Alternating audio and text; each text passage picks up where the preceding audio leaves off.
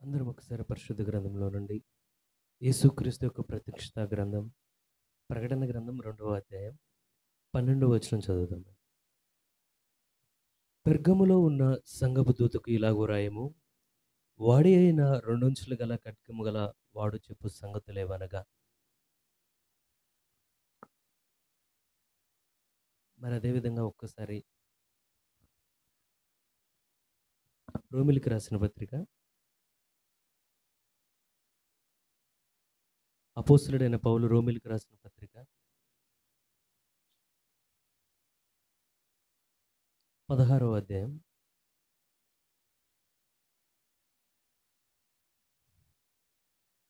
20వ వచనం చదువుదాం.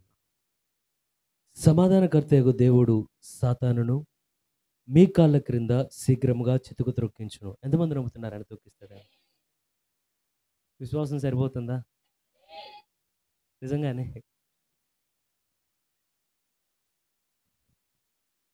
ఇప్పుడు మరి గడిచిన దినాల్లో ఏమనంటే, దేవుడు ఏదైనా ఒక మాట చెప్తే దాన్ని చెయ్యలేకపోతే ఆయన చెప్పడట కదా. ఆయన చెప్పాడు అంటే దాన్ని చేసి తీరుతాడని అర్థపడు. నాకు ఆ మాట బాగా నచ్చింది. అంటే ఇప్పుడు ఈ వాక్యం మనం చదివాము అంటే ఇది ఎంతమంది నమ్ముతున్నారు? ఇది పౌలు రాశాడనే దానికన్నా పరిశుద్ధాత్ముడు పౌలు ద్వారా రాపించింది ఇది. ఒకవేళ మనం నమ్మినప్పుడు ఏం నమ్మాలంటే, ప్రభువా ఒకవేళ నువ్వు త్రొక్కించలేకపోతే నువ్వు రాయనేవు అసలు దీన్ని రాపించావంటే అది ఖచ్చితంగా మా జీవితాల్లో జరుగుతుంది. ఎంతమంది ఇష్టపడుతున్నారు? దేవుడు మనందరికీ సహాయం దయచేయను గాక. అందరు కూర్చుందామండి ఒకసారి. మహాగణుడును ప్రభువును రక్షకుడునైన యేసుక్రీస్తు నామములో మీ అందరికీ శుభములండి. ఎంతమంది ఇది నా పేరును శుభాలు కాదు, ఆయన పేరును మీకు తెలిపే శుభాలు. ఎంతమంది ఉజ్జీవంగా ఉన్నారు? ఎంతమంది ఆనందంగా ఉన్నారు? ఎంతమంది ఆయన ఆత్మచేత నింపబడి ఉన్నారు? ఎందుకంటే కొన్నిసార్లు మనం ఇక్కడికి వచ్చి నింపబడ్డం కాదు, ఆత్మచేత నింపబడి ఇక్కడికి వస్తే ఆ చుట్టూ పరిస్థితులు ఎలా ఉన్నా వచ్చిన తర్వాత మనకున్న అనుభవం వేరేలా ఉంటుంది క్రీస్తుతో. ఎంతమంది ఇష్టపడుతున్నారు? ఎట్లా ఉంటుందంటే, నేను ఎప్పుడు ఆఫీస్లో కొంచెం ప్రెజర్ అంటే నిదానంగానే వెళ్దామండి, మెల్లగానే వెళ్దాం. ఉన్న సమయం నా దగ్గర ఉన్న వర్తమానం చిన్నదే, సో నాకున్న సమయం చాలా చాలా ఎక్కువ. దేవుడు అందరికీ అర్థమయ్యేట్లు దయ చూపించును గాక. నేను మొత్తం నోట్స్ అంతా ప్రిపేర్ చేసి ఇక్కడికి వచ్చి చూసుకున్నా ఎంత నోట్స్ ప్రిపేర్ చేశాను. ఇలా అనగానే కరెక్ట్గా 20 నిమిషాలకి సరిపోయింది. మీకు అనిపించచ్చు ఏమనంటే, ఇదేమన్నా ఆటలుగా ఉంటుందా, ఈ లెక్కిన తర్వాత వర్తమానం సరిపోదు, ఇట్లా ఉంటుంది అని చెప్తారు. మరి ముందు ప్రిపేర్ అవ్వచ్చుగా. 2 వారాలు వచ్చినాయి, మధ్యలో ఒకరోజు దేవుడు కృపను బట్టి సెలవు కూడా వచ్చింది. ఇప్పుడు పోయిన బుధవారం ఐజాక్ అంకుల్ వచ్చారు. మరి ఇన్ని వస్తే కూడా ఎందుకు ఇట్లా చెప్తారని. కారణం ఏంటంటే, ఒక అంశమని ప్రారంభిస్తాం. అది నాకు జరిగే ఎప్పుడైనా సేవకులు చెప్పినా మ్యాక్సిమం ఎవరైనా చెప్పాను భూమే, ఒక అంశమని ప్రారంభించి దాన్ని వెతుకుతా వెళ్తే దాని కన్క్లూజన్ దొరకదు. మళ్ళీ అక్కడ ఆపేసి మళ్ళీ వెనక్కి వచ్చి ఇంకో అంశం పట్టుకొని అదట్ట వెళ్తూ ఉంటుంది. అది ఎక్కడో ఆగిపోయింది. ఎందుకు ఆగిపోయిందో తెలియదు. మళ్ళీ వెనక్కి వచ్చి ఇంకోటి తీసి అంతా గజిబిజి గందరగోళంగా ఉంటుంది. కానీ ఇక్కడికి వచ్చిన తర్వాత మటుకు దేవుడు చాలాసార్లు గజిబిజి గందరగోళంతో వచ్చి నుంచున్నా ఏ వాక్యం తర్వాత ఆ వాక్యం రావాలో ఒకదాని వెంబడి ఒకటి ఆయన అమర్చుకుంటూ వెళ్ళిపోతాడు ఆయన. కాబట్టి ఇక్కడ నిలబడింది నా మీద ధైర్యంతో కదా, ఆయన మీద ధైర్యంతో. అయితే ఎంతమంది ఆయన ఆత్మచేత నింపబడాలనుకుంటున్నారు? అయితే ఆయన ఆత్మచేత నింపబడిన దానికి నింపబడని దానికి ఒక చిన్న వ్యత్యాసం చెప్తాను. అయితే ఇక్కడ ఇంకో విషయం కూడా నేను చెప్పాలి. ఎప్పుడైనా నేను చర్చిలో ఉన్నప్పుడు ఫోన్ నొక్కడం మీరు చూస్తే నేను చాటింగ్ చేస్తానని అన్నాడు అనుకోబాకండి. ఇది ఎందుకంటే నాకు ట్యాబ్లో ఉన్న నోట్స్ నా ఫోన్లో ఉన్న నోట్స్కి లింక్ అయి ఉంటుంది. నేను ప్రతిసారి ట్యాబ్ తీసి వాడకపోయినా నేను ఫోన్లో నోట్స్ అలా టైప్ చేసుకోగానే వెంటనే నాకు ట్యాబ్లో అప్డేట్ అయిపోయింది. ఇది ప్రతిసారి పెట్టుకుని తిరగలేను కాబట్టి. ఎందుకంటే ఒక్కొక్కసారి నాకు ఆ పాయింట్ రంగానే ఉదయకాల ఆరాధన టక్కుమని అది మళ్ళీ ఎప్పుడు గుర్తురాదు. అది దేవుడు టక్కుమని దాన్ని గుర్తు చేసిన తర్వాత వెంటనే తీసి రాస్తుంటా. ఇప్పుడు లేనిపోయి విశ్వాసులు చూసి చూడు ఎంత చెప్తాడు ఆరాధనలో ఫోన్ పట్టుకొని తిరుగుతాడు అనుకోబాకండి. అది దీనికి లింక్ అయ్యి ఉంది కొంచెం. ఎందుకంటే కొన్ని చిన్న అపార్థం అయిపోతాయి. అవి అర్థమైందా అండి? మళ్ళీ ఎప్పుడు నన్ను అనుకోబాకండి, అది జరిగిన వాస్తవం మీకు చెప్పాను. అయితే నేను ఇది కొన్ని నెలలుగా జరిగింది. అది ఏంటిదంటే, ఎప్పుడైతే ఆఫీస్లో కొన్నిసార్లు చికాకు ఉన్నప్పుడు, అన్నిసార్లు ఒకేలా ఉండం కదా, అనేకమైన ఎక్స్పీరియన్స్లు ఉంటాయి మనందరికీ. నాకున్న అలవాటు ఏంటంటే, ఆ రూమ్లో నుండి బయటకు వచ్చేసి నా హ్యాండ్ వాష్ చేసుకునే రూమ్ దగ్గర ఒక కిటికీ ఉంటుంది, చాలా పెద్ద విండో ఉంటుంది. దానిలోనే ఎప్పుడు బయటకు చూస్తూ ఉంటా. ఇటు ఆఫీసులు ఉంటాయి, ఇటు ఆఫీసులు ఉంటాయి, ఇటు మెయిన్ రోడ్ ఉంటుంది. ఎప్పుడు యాక్సిడెంట్లు జరుగుతూ ఉంటాయి, ఆ స్పిరిట్స్ తిరుగుతూ ఉంటాయి. చాలా చాలా దారుణంగా ఉంటుంది కొంచెం ఆ వాతావరణంలో కానీ. నైట్ టైం మా వాళ్ళు వర్క్ చేసేటప్పుడు చాలా ఇబ్బందిగా ఫీల్ అవుతారు. అయితే ఇటు సైడ్ వచ్చేసరికి ఏమైందంటే ఆ విండో అవతలకి ఎప్పుడు ఒక పొలంలా ఉండేది. ఇంతెత్తు మరి అది ఏం మొక్కలంటారో, జమ్ములాగా మటికి ఇంతెత్తు ఉండేదది. అలా ఎప్పుడు ఉండి చాలా ఒక 10 ఎకరాలో ఎంతో ఉంటది ఆ స్థలం. చాలా పెద్ద స్థలం అది. అదున్నప్పుడు ఎప్పుడైనా టెన్షన్ అనిపిస్తే ఏమైద్దంటే గ్రీనరీ చూసినా అంటే పచ్చదనం చూసినా ఏమన్నా చూస్తే చాలా టెన్షన్ ఇయన్నీ పోతాయి. ఆలోచనలన్నీ పోయి ప్రశాంతమైన వాతావరణం వస్తది. సో, ఎప్పుడు నేను అట్లా పెట్టి ఆ కిటికీలో నుండి అలా చూస్తా ఓ 10 నిమిషాలు. ఎప్పుడైతే 10 నిమిషాలు అది చూస్తానో మళ్ళా రిటర్న్ ఎళ్ళిపోంగానే ఒక సూర్యుడు కనబడతా ఉంటాడు. చాలా అందంగా ఉండేది. కానీ గడిచిన దినాల్లో ఏమైందంటే అవి కొట్టేయడం జరిగింది.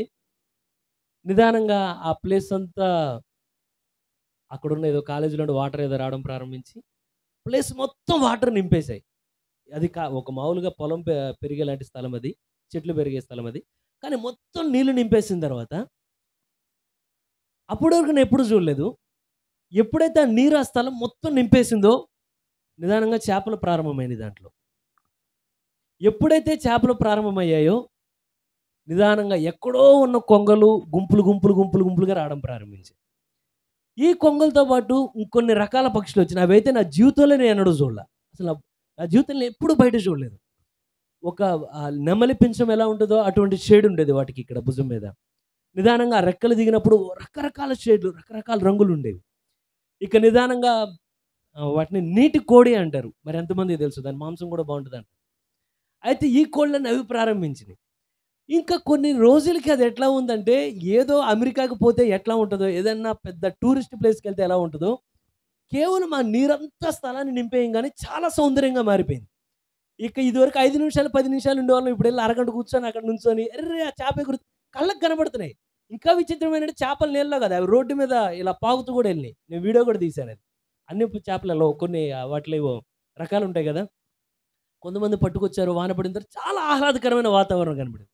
కానీ నాకో ప్రశ్నొచ్చింది. ఏమనంటే, ఇంత బావుంది. ఇప్పుడు ఇన్ని పక్షులొచ్చినియి. ఎక్కడెక్కడో ఉన్న వేటగాళ్ళు ఇక్కడికొస్తున్నారు. ఎక్కడెక్కడో చాలా బావుంది చూడ్డానికసలు. ఇంత అందరూ ఫోటోగ్రఫీ ఆ ప్లేస్‌కి ఒకప్పుడు వాల్యూ ఉందా? ఏమీ లేదు. కానీ ఇప్పుడు ఫోటోగ్రఫీ పెట్టి ఫోటోలు తీస్తున్నారు. అవన్నీ తీస్తున్నారు. నేను చాలా ఫోటోలు తీసా, వీడియోలు తీసా అయిపోయింది. కానీ ఎప్పుడైతే ఈ మధ్యలో కొట్టిన ఎండకి మనుషులే ఆరిపోయారు. ఇంక అదేముంటది? నిదానంగా ఎండ ఎప్పుడైతే పెరుగుతా ఉందో నీళ్లు కొంచెం ఆవిరైపోవడం ప్రారంభించింది. నాకు ఒక ఆశ వచ్చింది. ఏమనంటే అసలు నీళ్ళతో ఇన్ని నెలలు చూశాను కదా! నీళ్లు లేకుండా ఉంటే ఈ స్థలం ఎట్లా ఉంటదో చూడాలనిపించింది నాకు కూడా. రోజు గమనిస్తున్నా ఇంకెన్ని వారాలు పడుతది? ఇంకెన్ని వారాలు? నిదానంగా నీళ్లు తగ్గినియి. ఎప్పుడైతే నీటి శాతం తగ్గుతుందో నిదానంగా పక్షులు వెనక్కెళ్ళిపోతున్నాయి. ఎప్పుడైతే నీటి శాతం తగ్గుతుందో ఫైనల్‌లో వచ్చారు వేటగాళ్ళు ఎక్కడెక్కడుందో మొత్తం తుడిచేయడానికి. ఆ చేపలు పట్టేవాళ్ళు మొత్తం తుడిచిపెట్టేశారు. ఇంకా నీరెప్పుడైతే తగ్గిందో ఆ కొంగలు ఎగిరిపోయినాయి. ఎక్కడికెళ్ళిపోయినాయి. మొత్తం వెళ్ళిపోయినాయి ఆ గుంపంతా. ఇంకా నీరు తగ్గుతుంది. ఆ నీటి కోళ్ళు మాయమైపోయాయి. ఆఖరికి మొన్న ఒక రోజు చూస్తే పూర్తిగా ఎండిపోయి మొత్తం నేలంతా బీట్లు వాలడం ప్రారంభించారు. దాని మీద చూడంగానే వేడి గాలి కొడుతుంది ఇస్సురుగా. చూడంగానే నాకు వెంటనే ఏమనిపించిందంటే ప్రభువా, ఎప్పుడైతే నీ ఆత్మ చేత మేము నింపబడతామో, ఆ నీరు ఆ స్థలంలో ఉంటే ఎలా ఉంటదో మా బతుకులు అట్లా ఉంటాయి.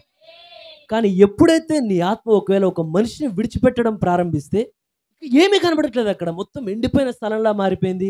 ఒక మనిషి లేడక్కడ. ఒక పక్షి లేదు. అసలేమి లేదు. అదెట్లా ఉందంటే, శ్మశానం ఎలా ఉంటదో అట్లా ఉందది. చాలా వింతగా అనిపించింది. కానీ గడిచిన దినాల్లో వాన ప్రారంభంగానే, మళ్ళా నిదానంగా నీరక్కడ చేరడం ప్రారంభించంగానే, ఏ పక్షులైతే ఒకప్పుడు చూసానో మళ్ళా అయన్నీ తిరిగి రావడం ప్రారంభించాయి. మళ్ళా తిరిగి చేపలున్నాయో లేవో తెలీదు గానీ నాకు, ఆ ఆహ్లాదకరమైన వాతావరణం తిరిగి రావడం ప్రారంభించింది. మీరు గమనిస్తే, దేవుని ఆత్మ మనలో ఉన్నప్పుడు, ఎక్కడో ఎవరో బట్టి సంతోషం గాదు. మన హృదయంలోనే సంతోషం ప్రారంభిస్తది. ఆ ఆహ్లాదకరమైన వాతావరణం ఎక్కడుందంటే మన గుండెల్లోనే ప్రారంభిస్తది. కానీ ఎప్పుడైతే ఆ ఆత్మ నడిపింపు తగ్గుతా ఉంటదో సహోదరుడా, మీరు ఎంత సంఘానికొచ్చినా, ఎంత బలమైన వాక్యం విన్నా మీ నేల బీట్లు వాడిన నేలలాగానే ఉంటది. అదెన్నడూ కలవదు మరొకరితో. కానీ ఎప్పుడైతే నీరొస్తే బీట్లు వారి ముక్కలుగా ఉంటది. అదేమైద్దంటే చెమ్మతో మొత్తం ఏకమవ్వడం ప్రారంభిస్తది. ఎంతమంది ఇష్టపడుతున్నారు? బీటులు వారినట్లు కాదు కానీ ప్రభువా మేమంతా మెత్తని హృదయాలు మాకు కావాలి. మెత్తని హృదయాలు ఎలా ఉంటాయంటే ఒకరితో ఒకరు పొసిగే హృదయాలు మాకు కావాలి. ఎంతమంది ఇష్టపడుతున్నారు? నాకు చాలా అది ఒక విచిత్రం అనిపించింది. అసలు ప్లేస్ని చూస్తున్నట్లేదు, అక్కడ నన్ను నేను చూసుకుంటున్నట్టుంది. నీ ఆత్మ ఉంటే ఎంతో బాగుంటుంది, నీ ఆత్మ పోతే ఎంతో చక్కని ప్రదేశం కూడా నిరుపయోగంగా మారిపోద్ది. ఎంతమంది కోరుతున్నారు? ఇప్పుడు చక్కని వాతావరణంగా దేవుడు మన హృదయాలను మార్చును గాక. అయితే చిన్న వర్తమానం దేవుడు అవకాశం సమయం ఇచ్చినంత వరకు నేను చెప్పుకుంటూ వెళ్తానండి. అయితే మనం ఇప్పుడు గడిచిన దినాలుగా మనం వింటుంది ఏంటంటే సంఘ కాలాల గురించి మనం వినుకుంటూ వచ్చాం. స్మరణ సంఘకాలం అయిపోయింది. మనం ఇప్పుడు వచ్చినది అంటే పెర్గమము ఆ సంఘకాలం గురించి వచ్చాం. అయితే గడిచిన వారం కాకుండా అంతకుముందు వారం నేను ఒక వాక్యం చెప్పడం జరిగింది. ఏమనంటే మీరు పాపమును ఎదిరించటంలో ఇంకా రక్తము కారునంతగా ఇంకా దాన్ని ఎదిరించలేదు. అయితే దాని యొక్క భావం ఏంటంటే కొన్నిసార్లు ఆ వర్తమానం చెప్పిన తర్వాత కొంతమందికి ఎట్లా ఆలోచన అంటే ఇప్పుడు మేము కూడా రక్తం చిందించాలా, లేకపోతే ఎట్లా, అసలు ఏంటి ఈ వాక్యం యొక్క భావం? అయితే గమనించండి, క్రీస్తు మన కొరకు రక్తం చిందించాడు. ఆయన అది ప్రశస్తమైన రక్తం, అది మన రక్తం కన్నా శ్రేష్టమైన రక్తం అది.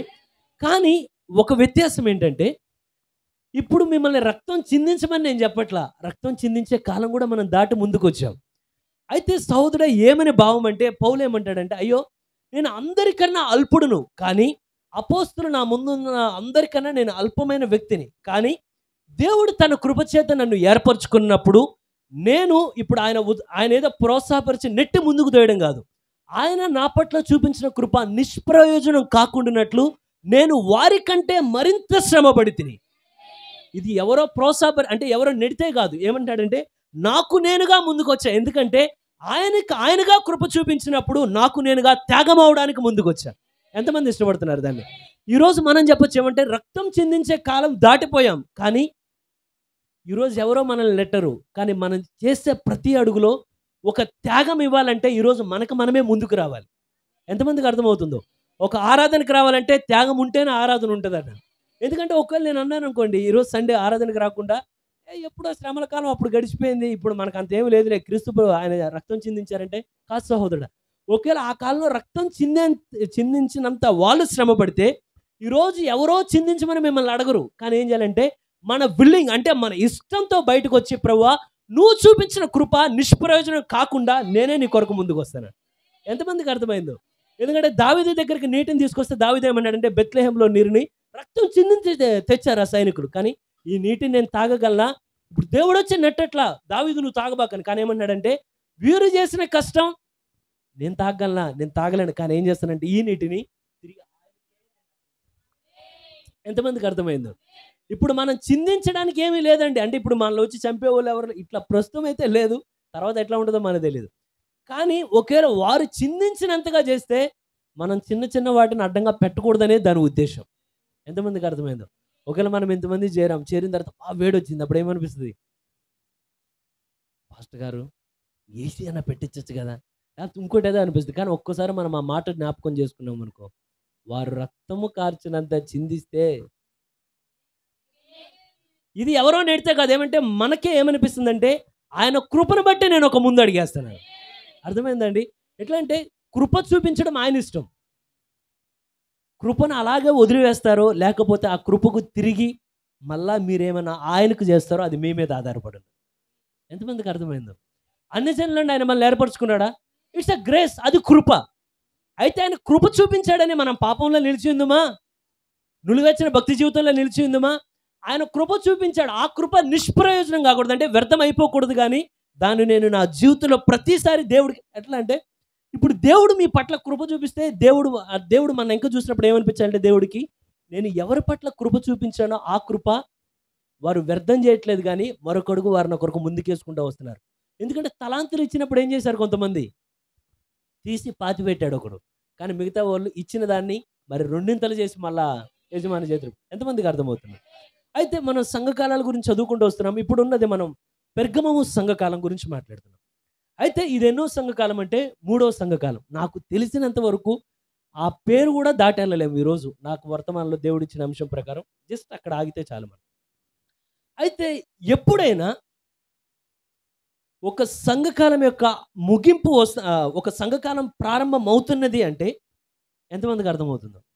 నేను నిదానంగా చెప్తాను, మీరు అర్థమైన వాళ్ళు తిరిగి ప్రతిస్పందిస్తే నేను ఒక అడుగు ముందుకు మళ్ళీ వేసుకుంటూ వెళ్తాను. ఒకవేళ ఒక సంఘకాలం అంటే ఇప్పుడు మనం పెర్గము గురించి చదివి ఇప్పుడు పెర్గము సంఘకాలం గురించి మనం చదువుతున్నాం. ఈ పెర్గము సంఘకాలం ప్రారంభమవుతున్నది అంటే దాని ముందున్న సంఘకాలం ముగించబడినది అని అర్థం. ఎంతమందికి అర్థమైంది? ఒక సంఘకాలం పైకి వస్తుంది అంటే ముందున్న సంఘకాలం ముగించబడితేనే మరొక సంఘకాలం బయటకు వస్తుంది. రెండు కలిసి మెర్జ్ అయి ఉంటాయా? అట్లా ఉంది. అయితే ఒక వర్తమానికుడు దేవుడు పైకి లేపుతున్నాడు అంటే ముందున్న వర్తమానికుడు ద్వారా ఇవ్వబడిన వర్తమానము ప్రజల మధ్యలో వెళ్ళినప్పుడు అది చల్లారిపోతేనే దేవుడు మరొక వర్తమానికుడు దేవుడు పైకి లేపుతాడు. ఎంతమందికి అర్థమైందో వ్యత్యాసం? మళ్ళా చెప్పనా అర్థమయ్యేట్లు? ఎఫెసు సంఘకాలం, స్ముర్న, పెర్గము. అర్థమైందండి? అయితే ఇప్పుడు మనం పెర్గమము ఇది ఈ కాలం అనేది ప్రారంభమవుతున్నది అంటే మనం గుర్తుంచుకునే విషయం ఏంటంటే అంటే దీని ముందున్న సంఘకాలం అక్కడితో ముగించబడుతుంది. ఇక్కడ దేవుడు మరొక వర్తమానికుని లేపాలి అంటే ముందున్న వర్తమానికుడు ద్వారా ఇవ్వబడిన వాక్యం ప్రజల్లో ఉండి వెళ్తా వెళ్తా అది ఎప్పుడైతే ప్రజల హృదయాలు చల్లారిపోతాయో దేవుడు అప్పుడు మరొక నాయకుడిని లేపుతాడు. ఇది మీకు ఇంకా స్పష్టంగా అర్థం కావాలంటే అయితే సంఘకాలాల్లో ఎందుకని మరొక సంఘకాలం రావాలి అంటే ఎఫెసు సంఘకాలం ప్రారంభించబడింది కదా, ఎంతమంది గుర్తుంది? ఇప్పటికీ ఎఫెసు సంఘకాలమే కంటిన్యూ అవుతూ రావచ్చు కదా. దాంట్లో మధ్యలో ఎందుకని 7 వచ్చినాయి అంటే మధ్యలో ఎందుకు 6 వచ్చినాయి? అర్థమైందండి? ఎఫెసు ఒకసారి చెప్తారా?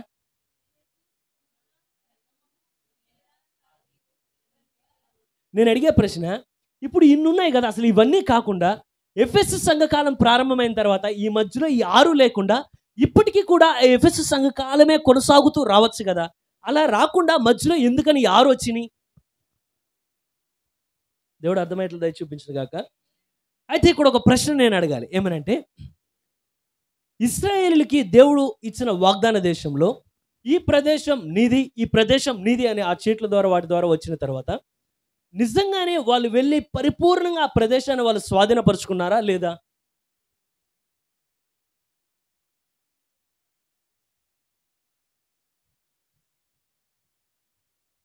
నేను ఎంటే మెసేజ్లో సీనియర్స్తోనే మాట్లాడుతున్నానండి.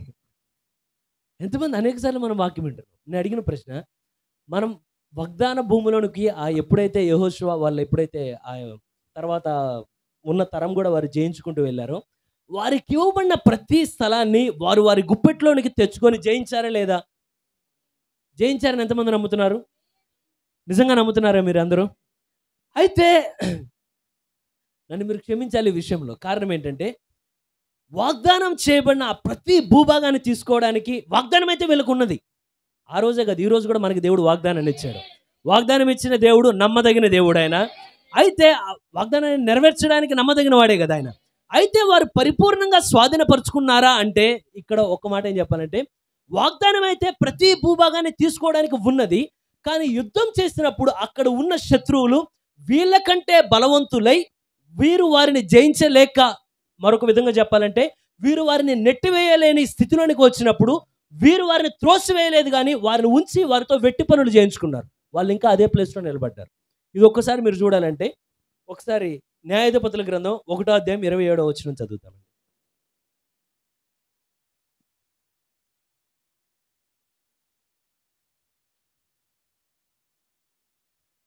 చదవండి. మనుష్యులు బెర్షియానును చదవండి. దాని పల్లెలను తైనాకును దాని పల్లెలను దోరు నివాసులను చదవండి. దోరు పల్లెలను ఇబ్లాయిమును 1:20 చదవండి. ఇబ్లాయిమును దాని పల్లెలను మెగిద్దో నివాసులను మెగిద్దో పల్లెలను స్వాధీనపరచుకొనలేదు. స్వాధీనపరుచుకున్నారా? స్వాధీనపరుచుకోలేదా? స్వాధీనపరచుకొనలేదు. మీరే చదివారా? నేను చెప్పానండి. ఇది బైబిల్లో ఉందా లేదా? వాగ్దాన దేశం వాగ్దానం ఇచ్చి దేవుడు పంపించిన తర్వాత ఆ ప్రదేశం వీళ్ళు స్వాధీనపరుచుకోవాలా. కారణం ఏంటి? చదవండి. దాని కింద ఏలయనగా ఏలయనగా కనానీయులు కనానీయులు ఆ దేశంలో నివసింపవలనని ఆ దేశంలో నివసింపవలనని గట్టి పట్టి ఉండిరి. గట్టి పట్టు కలిగి ఉన్నాడట. అక్కడ అర్థమవుతుందా అండి? దేవుడు వాగ్దానం ఇచ్చాడు. ఎందుకంటే ఎప్పుడైతే ఇశ్రాయేలు దేవుడు నిర్గమం జరిగి ఐగుప్తు దేశం నుండి వెలుపలికి తెచ్చినప్పుడు ఆల్రెడీ వాళ్ళతో ఒక వాగ్దానం నిలబడి ఉన్నది. ఏమనంటే, నిన్ను తీసుకెళ్లేటప్పుడు ఊరికే ఎక్కడికి తీసుకెళ్తాడో తెలియకుండా కాదు. ఎక్కడికంటే, నేను ఆల్రెడీ ఒక ప్లేస్ ప్రిపేర్ చేశాను కనుక ఇప్పుడు మీరు వచ్చి దాన్ని స్వాధీనపరుచుకోవాలి. అయితే వీళ్ళంతా బయలుదేరిన తర్వాత వీరితో పాటు అగ్నిస్తంభం నిలబడి ఉన్నదా? ఎంతమంది నమ్ముతున్నారు? వీరు రక్తం కింద బయటకు వచ్చారా? వీరు ఎంతమంది నమ్ముతున్నారు? పగటిపూట దేవుడు మేఘస్తంభంగాను రాత్రిపూట అగ్నిస్తంభంగా నిలబడి ఉన్నాడా? అయితే వారు ఎర్ర సముద్రాన్ని దాటి వచ్చారా ముందుకి? తర్వాత యెహోషువ ద్వారా ఇప్పుడు ఏమైందంటే సైన్యాధిపతికి ఆయనే దిగొచ్చాడా? ఇప్పుడు ఏదైతే వీరు వచ్చిన తర్వాత ఇప్పుడు ముందుకు వచ్చి మీరు కరెక్ట్గా చదివితే యెహోషువ ఏమంటాడంటే, నేనైతే మీరు ఏం చేసినా సరే నేనును నా ఇంటి వారును యెహోవాను మాత్రమే సేవించేదాము. యెహోషువ అన్నాడు వెనకడికి వేసేవాడు కాదండి. ఇప్పుడు ఏమైందంటే ఆ వెనుకున్న వారిని హెచ్చరిక చేస్తాడు. మీరు కానీ దేవుని మాట వింటే ఆయన మీకు తోడై ఉంటాడు. ఆ రోజు ఈ రోజు అదే మాట. అది ఎప్పుడైతే మనం దేవుని మాట వింటే దేవుడు రంగంలోనికి రావడం ప్రారంభిస్తాడు. ఎందుకంటే ఒకసారి సండే స్కూల్ నోట్స్ కూడా ఉపయోగపడుతుంది. ఏమనంటే, ఎప్పుడైతే సీనాయి పర్వతం దగ్గరికి ఇశ్రాయేల్ వచ్చిన తర్వాత అక్కడ ఏమంటాడంటే దేవుడు, మీరు నా మాట శ్రద్ధగా విని, ఒకటి, రెండవది దానిని మీరు గైకొనిన ఎడల సమస్తమైన అన్య దేశ ప్రజలందరిలో నుండి మిమ్మల్ని నా కొరకు స్వకీయమైన సాంపద్యంగా నేను నియమించుకుంటా. అర్థమైందా అండి? ఆ ప్రామిస్ ఏంటంటే మీరు కానీ వినండి, రెండు దాన్ని ఆచరించండి. ఇప్పుడు యెహోషువ కొత్త మాటలేమీ చెప్పట్లేదు. ఇశ్రాయేలుకి ఏం చెప్తున్నాడంటే, మోషే ద్వారా ఇవ్వబడిన ధర్మశాస్త్రంతో మీరు నిలబడండి. ఎంతమందికి అర్థమైందండి? యెహోషువ ప్రవక్తగా దీన్ని కొత్త వాక్యం ఇవ్వడానికి, కానీ ఎవరు ప్రవక్త అంటే మోషే ద్వారా దేవుడు సెలవిచ్చాడు. ఎంతమంది నమ్ముతున్నారు? నేడు మనమున్న వర్తమానం ప్రవక్త ద్వారా ఒక వర్తమానం వచ్చిన తర్వాత సేవకులు మరొక వర్తమానం మనకి ఇవ్వట్లా. కానీ ఏమి ఇస్తున్నారంటే అదే వర్తమానంలో ఉండి తీసి మీకు మళ్ళీ ఆ వాక్యం ఇస్తున్నారు. ఎంతమందికి అర్థమవుతుంది? ఇద్దరు ఎవరిని ఉన్నారా? నాకు ఇద్దరు చాలండి. మిగతా వాళ్ళందరూ నో ప్రాబ్లం, నేను ముందుకు వెళ్ళిపోతాను. ఎందుకంటే నేను ఎవరిని ఇబ్బంది పరచుకోదలుచుకోలేదు. నాకు ఇవ్వబడిన పని కోసం వచ్చి ఆ పని చేసుకుంటూ వెళ్ళిపోతాను. ఎందుకంటే గడిచిన ఐజాక్ అంకుల్ అక్కడ బాబుదీపాన్ని చర్చిలో వాక్యం ఒక స్టోరీ చెప్పారు. ఏమనంటే, ఒక పిల్లోని అడిగారంట. ఓ పిల్లోడు వచ్చి పదాడు చెప్తున్నాడంట వాళ్ళ పాస్టర్ గారితో, అయ్యగారు మీ అంత గొప్ప ప్రసంగికుడు లేడు అంటున్నాడు. ఎందుకయ్యా ఎందుకు లేడంటే, మీరు మా అమ్మకన్నా గొప్పగా ప్రసంగం చేస్తారన్నాడంట. మా అమ్మకన్నా గొప్పగా? అవును, నేను బాగా ప్రసంగం చేస్తున్నాను. మళ్ళీ రెండో రోజు వచ్చి చెప్తున్నాడంట. తర్వాత ఇలా చెప్తూ ఉండి ఈయనకి డౌట్ వచ్చి, అసలు మీ అమ్మకన్నా నేను ఎందుకు గొప్ప ప్రసంగికున్నాడు ఇక్కడ అడిగితే చెప్పాడట, మా అమ్మ అయితే జోలపాట పాడి ఒకే ఒక్కడిని పనుకోబెడుతుంది అరగంటలో, కానీ మీరు ప్రసంగం చేస్తే సంగమంతా నిద్రపోతుంది పని అని ఐజాక్ అంకుల్ మాట అన్నారు. ప్రసంగం అంటే టేప్ వేసుకొని ఏదో చెప్పుకుంటూ వెళ్ళిపోవడం కాదంట. అసలు ఎవరు విన్నారు ఎన్నోది కూడా తట్టి మేలు కొలుపుతూ ఉండాలండి. ఎంతమంది ఇష్టపడుతున్నారు? సుదర్శనం లేకపోద్దంటే మీ పిల్లోడు, మీరు అన్నం పెట్టేటప్పుడు మీ పిల్లోడు నిద్రపోతున్నాడు అనుకోండి, ప్లేట్ తీసుకుని వెనక్కి వెళ్తారా లేపి మళ్ళా పెడతారా? మీరే చెప్పండి. మీకో న్యాయం నాకో న్యాయం అయితే. ఇప్పుడు ఒకవేళ మీరు ఆ అన్నమే తింటే దేవుడు వాక్యం తినాలి కదా దాంట్లో. మరి ఎంతమందికి అర్థమవుతుందో? ఎందుకంటే కొన్ని ఉజ్జీవ కూటాల్లా ఉంటాయి వర్తమానాలు. ఏ వర్తమానమైనా తినే ఆహారం చేదుకున్నా మంచుకున్నా ప్రతి దానిలో ప్రోటీన్లు ఉంటాయి. అర్థమైందండి? ఇప్పుడు కాకరకాయ చేదుకుంది నేను తిన్నంటే కుదరదు. అది కాకరకాయ తినకపోతే ఇంకో రోగం వస్తుంది. ఎంతమందికి అర్థమవుతుందో? ఒకవేళ నేను చికెన్ తినంటే చికెన్ తినకపోతే ఇంకో రోగం వస్తుంది. ప్రతి దానికి ఒకటి ఉంటుంది. సుదర్శన్ నాకు సంఘకాలంటే బోరు కొట్టింది. సహోదరుడు ఎక్కడో నష్టపోతావు దీని విషయంలో కూడా. ప్రతి వాక్యంలో దేవుడు కావాల్సిన పోషకాహారాలు అని పెట్టి ఉంచాడు దీంట్లో. మన పెయిన్ ఏంటంటే నిద్ర వచ్చినా ఎంతమంది తినడానికి ఇష్టపడుతున్నారు? అయితే మీరు గమనించండి, ఆఖరికి నేను ఎక్కడ ప్రారంభించడం వల్ల దేవుడు దయ చూపించడు కాక, ఎప్పుడైతే అక్కడ ఈ ఇశ్రాయేలుతో పాటు దేవుడు యెహోషువతో పాటు ఆ నెక్స్ట్ తరానికి కూడా దేవుడు ఆ మంచి వాక్యం ఇచ్చిన తర్వాత వీళ్ళు వాక్యంతో నిలబడ్డారు. అప్పటికి న్యాయాధిపతుల మొదటి గ్రంథం కూడా చాలా మీరు కానీ చదవగలిగితే ఇది కొంత వ్యత్యాసంగా ఉంటుంది. ఎలా అంటే నిర్గమాకాండం మొదటి అధ్యాయం, తర్వాత యెహోషువ గ్రంథం మొదటి అధ్యాయం, తర్వాత న్యాయాధిపతులు మొదటి అధ్యాయం. ఈ మూడు గమనిస్తే మూడిట్లో ఒక వ్యక్తి చనిపోతూ ఉంటాడు. మీరు గమనించండి. మీరు ఎప్పుడైనా నిర్గమాకాండం మొదటి అధ్యాయం చదివితే దాంట్లో ఎవరు చనిపోతారంటే యోసేపు. ఎంతమంది గుర్తున్నది? యోసేపుని ఎరుగని కొత్త రాజు రావడం బయలుదేరితే ఇప్పుడు దేవుడు యోసేపు చనిపోయాడు, కానీ ఇప్పుడు ప్రజలందరి దృష్టి యోసేపు మీద ఉంది. కానీ ఇప్పుడు యోసేపునే దేవుడు తీస్తే ఇప్పుడు ఎవరి మీదకి వెళ్ళిందంటే దేవుడి మీదకి వెళ్ళిన తర్వాత దేవుడు మోషేనిచ్చి వారిని నిలబెట్టాడు. అర్థమైందా అండి? మీరు యెహోషువ గ్రంథం మొదటి అధ్యాయంలో అడుగురండి. అప్పుడు వరకు ఇశ్రాయేలుని ఎవరు నేర్పించారంటే మోషే చనిపోయిన తర్వాత ఇప్పుడు దేవుడు ఏమంటున్నాడంటే మోషే చనిపోయాడు కానీ మోషేని పంపిన దేవుడు చనిపోలేదు కనుక. ఎంతమంది నమ్ముతున్నారు? మోషేకు తోడైనట్లు నేను నీకును తోడై ఉందును. మోషే ద్వారా ఎలా సూచక్రియలు ఎలా అద్భుతాలు జరిగించాను నీ ద్వారా అంతకన్నా అధికంగా నేను జయించగలను. మీరు గమనించేటప్పుడు న్యాయాధిపతుల మొదటి గ్రంథంలోనికి వచ్చిన తర్వాత ఇక్కడ యెహోషువ మృతి నొందిన తరువాత ఈ న్యాయాధిపతి ఎంతమందికి అర్థమైందండి? ఇప్పుడు కూడా దేవుడు విడిచిపెట్టట్లా. నాయకుడు చనిపోవచ్చునేమో, కానీ నాయకుడు పంపిన దేవుడు అన్నాడు చనిపోడండి. ఎంతమందికి అర్థమైందో? ఒకవేళ బ్రదర్ బ్రాహ్మణం చనిపోయారు, కానీ దేవుడు 5 పరిచయం మళ్ళీ వెనక్కి లాక్కోలేదే. దేవుడు మళ్ళీ సేవకులను ఇవ్వడం ప్రారంభించాడు, దేవుడు అపోస్తలులను ఇవ్వడం ప్రారంభించాడు, దేవుడు సువార్తికులను ఇవ్వడం ప్రారంభించాడు. ఎవరి మేలు కొరకు? మన మేలు కొరకు ఇచ్చినవే ఇవన్నీ. ఎంతమందికి అర్థమవుతుందో? సోదరుడా, కానీ ఇవన్నీ మేలులు చేయడం దేవుడు వంతు, ఆయన బాధ్యత, ఆయన చేస్తాడు. దాన్ని ఆయన చేసి పంపించిన తర్వాత ఎప్పుడైతే శత్రుతో యుద్ధం చేయడానికి ప్రజలు వెళ్ళారు, ఇప్పుడు యెహోషువ లేడు, యెహోషువ మృతి నొందిన తరువాత అని రాస్తుంది. అర్థమవుతుందండి? కానీ ఎప్పుడైతే శత్రువు మీదకి వెళ్ళంగానే వీళ్ళు ఎలా ఎక్స్పెక్ట్ చేసి ఉండొచ్చు అంటే, మనం వెళ్ళంగానే వాళ్ళ మనం చూసి అయ్యో బాబోయ్ అని పరిగెత్తి వెళ్ళిపోతారు. కానీ వీళ్ళు యుద్ధం చేస్తూ ఉంటే అక్కడ రాస్తున్నది ఏంటంటే, శత్రువు గట్టి మొంటి పట్టు కలిగి ఉన్నాడంట. అట్లాగుండి ఏమైనా చెయ్యి, ఇక్కడ నువ్వు వెళ్ళడానికి ఉపయోగం, వెళ్ళే ప్రసక్తి లేదు. వీళ్ళు యుద్ధం చేయలేక ఇంక అక్కడితో ఆపేసి, సరే వీళ్ళని వెట్టి పనులు చేయించుకునే వాళ్ళుగా మన దగ్గర ఉంచుకుందాం, కానీ వీళ్ళనైతే మనం జయించలేము. సోదరుడా, ఎన్నడూ నీ శత్రువుకి శేషం ఎన్నడూ మిగల్చమాకు. దానికి ఎంతమందికి అర్థమైందో? మీ జీవితాల్లో ఎన్నడూ శత్రుశేషం మిగలకూడదు, మీ కుటుంబాల్లో శత్రుశేషం ఎన్నడూ మిగలకూడదు, సంఘంలో శత్రువు యొక్క శేషం ఎన్నడూ మిగలకూడదు. నేను చెప్పచ్చా దీన్ని?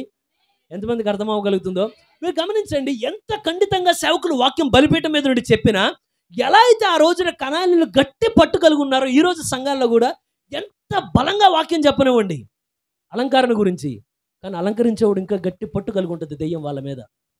నువ్వు ప్రసంగం చేస్తే చేసుకోదు, నీ ఇష్టం, అది అనడు నన్ను కదల్చదే. ఎంత గట్టి ప్రసంగం చేయొచ్చండి, అది అసలు సినిమా, ఆ టీవీ అనేది ఏదో కాదు, డైరెక్ట్గా దెయ్యం యొక్క కేబుల్ అది ఎక్కడికి వచ్చేసింది, ఆల్రెడీ ఇంట్లోనికి వచ్చేసి మీ ఇంట్లో అక్కడ కబోర్డ్లో పెట్టుందంటే ఎంత వాక్యం చెప్పనివ్వండి, కానీ మీరు గమనిస్తే ఆ దెయ్యం ఇంకా విశ్వాసం అంతే గట్టి పట్టు కలిగి ఉంటుంది. అట్లా అర్థమవుతుందా అండి? వాక్యం ఎంత గట్టిగా చెప్పినా పట్టు విడదు. ఎందుకంటే దేవుడు దయ చూపించిన గాక.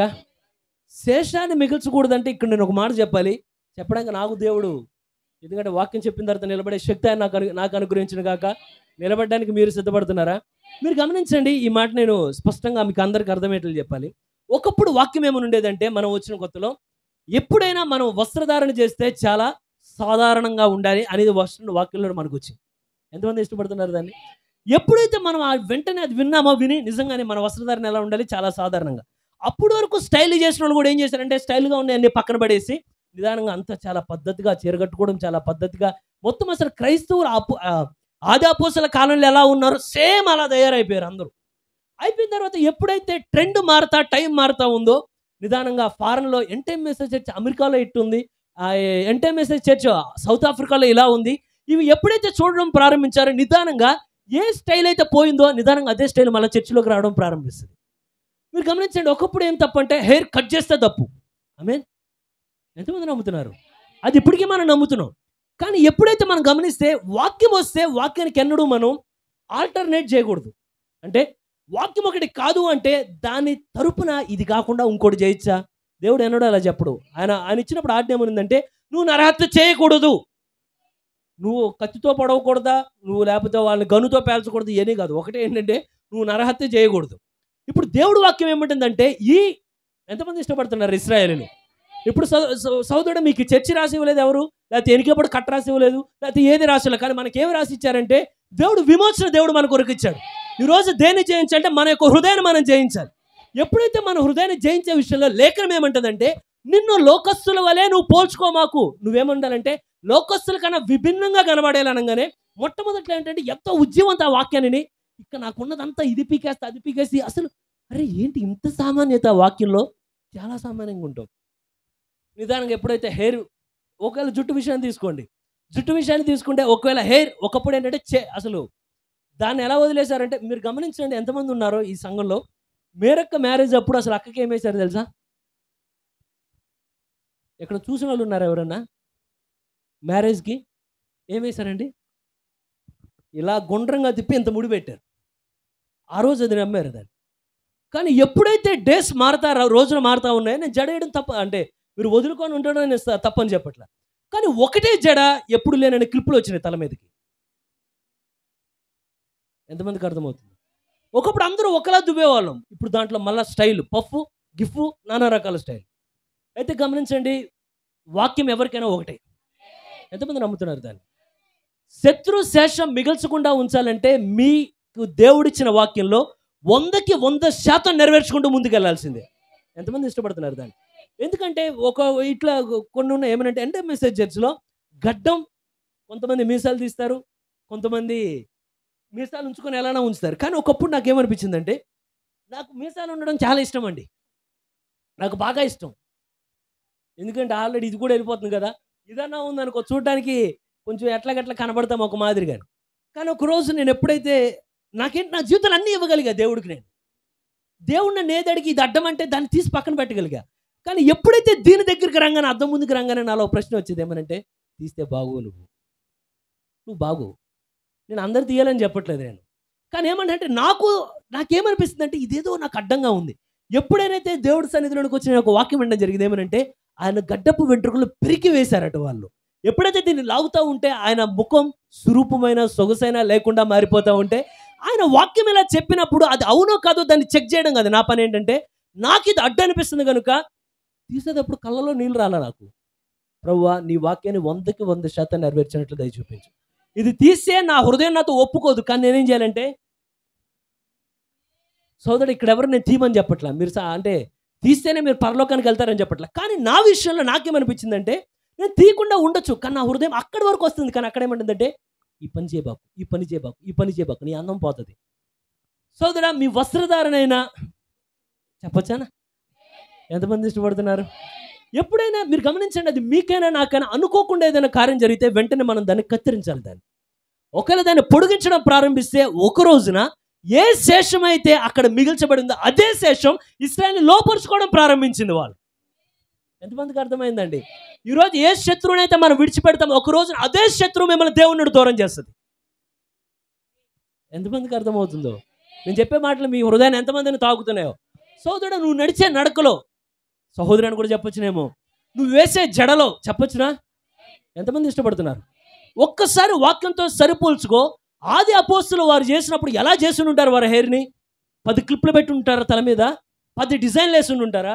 కాదే. వాక్యం ఏమంటుందంటే పేతురు దగ్గర, మీ యొక్క బాహ్యమైన అలంకరణ కాదు కానీ మీ హృదయం యొక్క అలంకరణ దేవుడు చూస్తాడు కనుక ఆ శత్రుడు చంపు అక్కడతో. సుదర్శన్, నాకు ఇలా అనిపిస్తుంది. సారీ, నువ్వు అలా అనుకుంటే ఆ శత్రు శేషాన్ని మిగిల్చిన వాడితో నువ్వు కూడా ఒకటి. ఎంతమందికి అర్థమవుతుందో? సుదర్శన్, అన్ని డేస్ నేను ప్రార్థించగలను, కానీ ఒక్క సండే మటుకు నన్ను అడగబాకు. సహోదరుడా, శత్రు శేషాన్ని ఉంచి మాకు దాంట్లో. ఎంతమంది ఇష్టపడుతున్నారు? అసలు నేను చెప్పేది అంత కష్టంగా ఉంది మేము. కానీ గమనించండి, మీరు దేవుడి కొరకు అడిగేస్తే, ఎందుకంటే పోరాడకుండా దేవుడు అన్నాడు విజయాన్ని ఇవ్వడండి. ఎందుకంటే లేబర్ స్పెల్లింగ్ జీజేజీ ఉండుంటారు. లేబర్ స్పెల్లింగ్లో ఎన్ని అర్థాలు ఉంటాయి? ఎన్ని అక్షరాలు ఉంటాయి?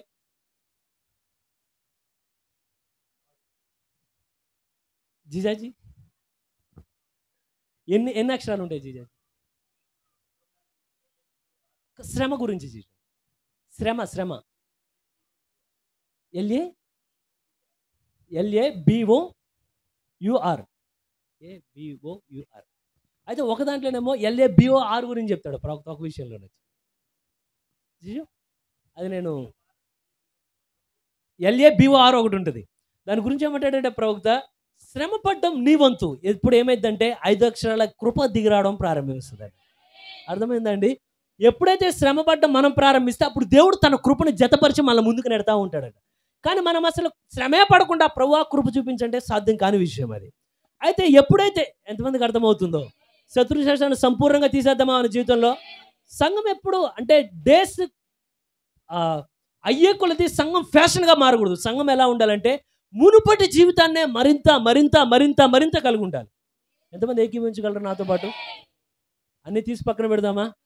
ఎందుకంటే అసలు చెప్పాలంటే మన జీవితాన్ని సరిచూసుకోవడానికి ఒకప్పుడు మనం ఎలా బతికామో చూడండి, ఇప్పుడు ఎలా బతుకుతున్నామో చూడండి, మధ్యలో ఎక్కడ తేడా ఉందో మీకు అర్థమైపోతుంది.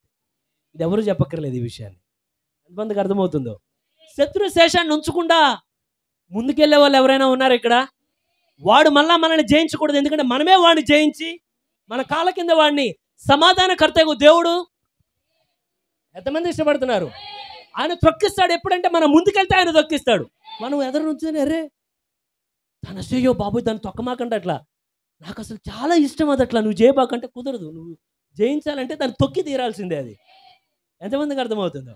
కానీ మీరు గమనించండి, ఎప్పుడైతే ఈ శత్రువులు ఉంచారో, ఈ ఇశ్రాయేల్ ఎప్పుడైతే దేవుని ఆరాధిస్తూ ఉంటే అప్పటికి దేవదూత అక్కడికి దూత వచ్చి కూడా మాట చెప్పడం జరుగుతుంది. ఏమనంటే ప్రవక్తల ద్వారా కూడా, మీరు నా మాట విని శత్రువులందరినీ సంపూర్ణంగా చంపలేదు గనుక, అర్థమవుతుందండి, ఏ శత్రువులు మీరు వదిలిపెట్టారో అదే శత్రువు మీకు పక్కలో బల్లాలుగా నేను పెడతానని. అదే జరిగి ఎప్పుడైతే శత్రువులు వీళ్ళ మీదకి వచ్చి నిదానంగా ఒక్కొక్కరు దేశాన్ని ఆక్రమించడం ప్రారంభించారో, వెంటనే కుషన్రి షాతాయిము అతని పేరు, ఆ రాజు పేరు.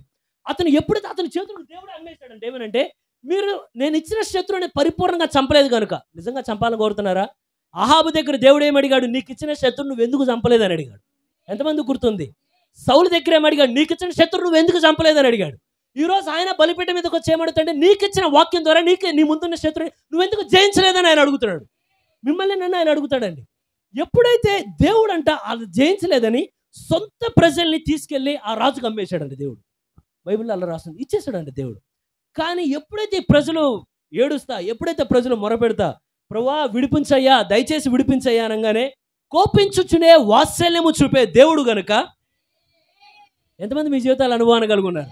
ఒక పక్కన కొడతా ఉన్న దేవుడు ఏం చేస్తున్నాడంటే, వీరిని విడిపించడం కొరకు వారిలో ఒకడిని,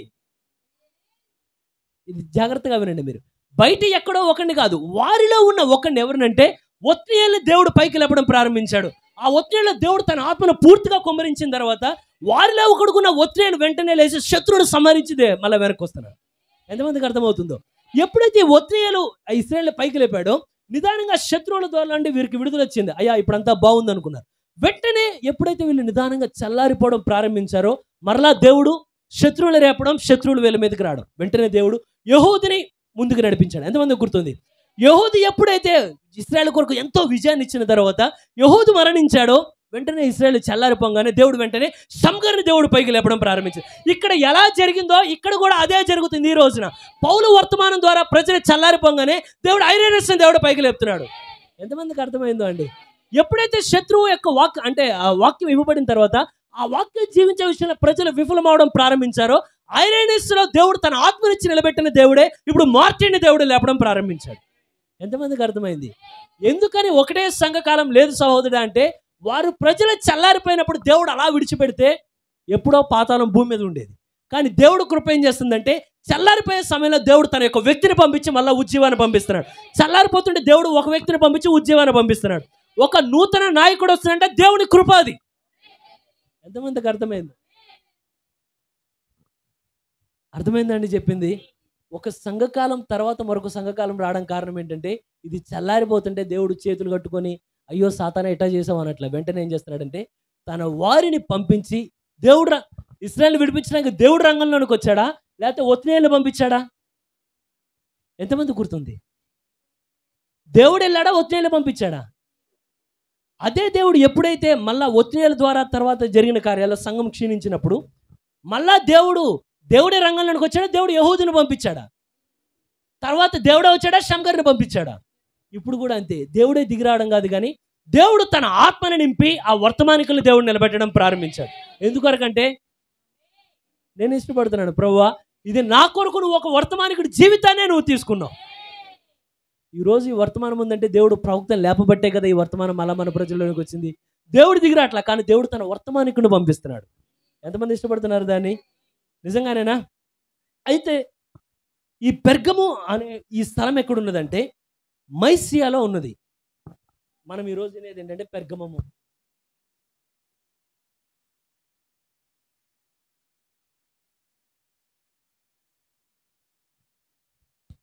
ఈ పెర్గమము అనే స్థలం ఎక్కడున్నదంటే మైసియా అనే స్థలంలో ఉన్నది. అది ఒక 3 నదుల ద్వారా ఆ జిల్లా మొత్తం చుట్టబడి ఉన్నది.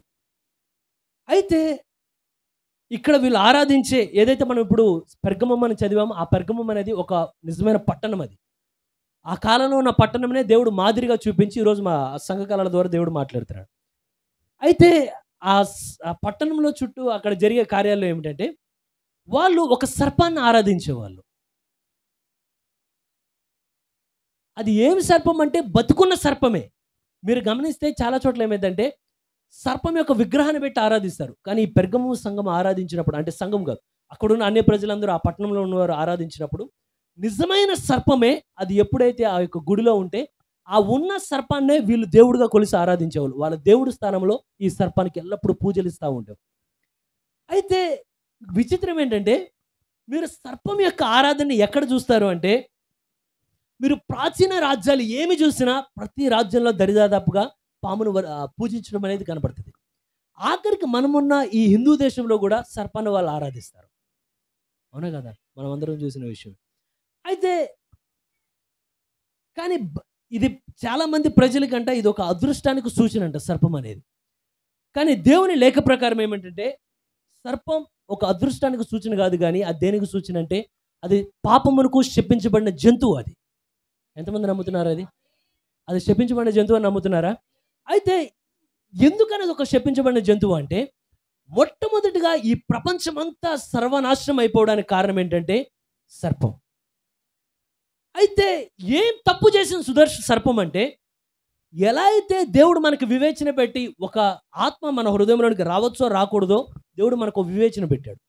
మీరు గమనించండి, ఎన్నడైనా మీరు ఏ పొరపాటు చేసినా మీలోనికి ఏ ఆత్మ వచ్చినా మనం ఎన్నడూ దేవుని చేపెట్టి ప్రభువా ఈ ఆత్మ నాలోనికి నువ్వు పంపావని చెప్పడానికి లేదండి. కారణం ఏంటంటే, ఏదైనా ఒక స్వభావం మనకి తెలియని స్వభావం వల్ల ప్రారంభమవుతున్నదంటే దానికి ముందుగా తలుపు తెరిచేది మీరు నేనే.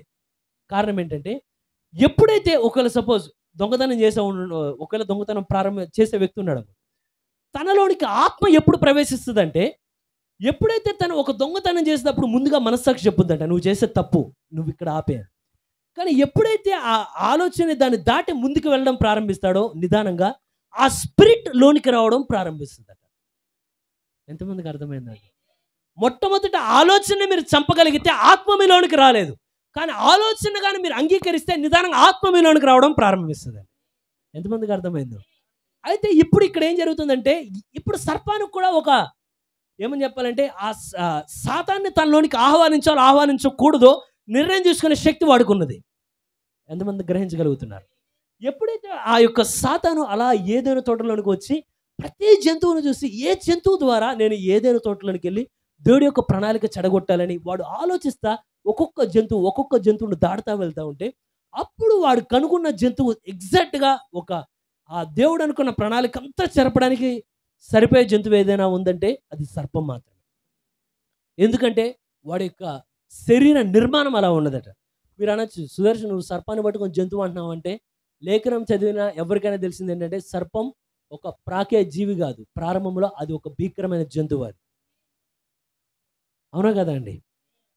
ఎంతమంది నమ్ముతున్నారు దాన్ని? ఇది నమ్ముతున్నారనే అడగాలి. ఎందుకంటే లేఖనం ఏమన్నదంటే, చూసి నమ్మేవారి కన్నా చూడకుండా నమ్మేవారు వారు ధన్యులు. ఆ రోజు ఏదైనా తోటలో నేను లేను, కానీ నాలో ఉన్న విశ్వాసం వర్తమానం చెప్పినప్పుడు ఏమందంటే ఆమేన్ అన్నది. ఎందుకంటే నేను చూడకుండానే నమ్మాను అక్కడ ఏం జరిగిందో ఆ కార్యాన్ని. ఇక్కడ ఎవరైనా ఉన్నారా చూడకుండా నమ్మిన వ్యక్తులు? అయితే ప్రవక్త ఏమన్నాడు తెలుసా? నేను ఇగో ఇక్కడ చూడగలుగుతున్నానని చెప్పాడు ప్రవక్త చెప్పినప్పుడు. ఎంతమంది చదివారో? వివాహం మరియు పరిత్యాగం వర్తమానం వాటిలో చెబితే ఏమంటాడంటే, ఇదిగో ఆ జంతువు నేను ఇక్కడ చూడగలుగుతాను ఇదిగో అని చెప్తాడు దాన్ని. కానీ మీరు నేను ఎన్నడూ చూడలేదు దాన్ని, కానీ చూడకుండా నమ్ముతున్నాం. ఎందుకంటే ఎప్పుడైతే మనలో దేవుని ఆత్మ ఉంటుందో ఆ ఆత్మ మనకు వాక్యాన్ని వివరించడం ప్రారంభిస్తుందంట. ఇలా ఇలా ఇలా జరిగిందని. ఎప్పుడైతే మీరు గమనిస్తే ఆ సర్పం యొక్క విధానం ఎలా ఉందంటే, షైనింగ్ చాలా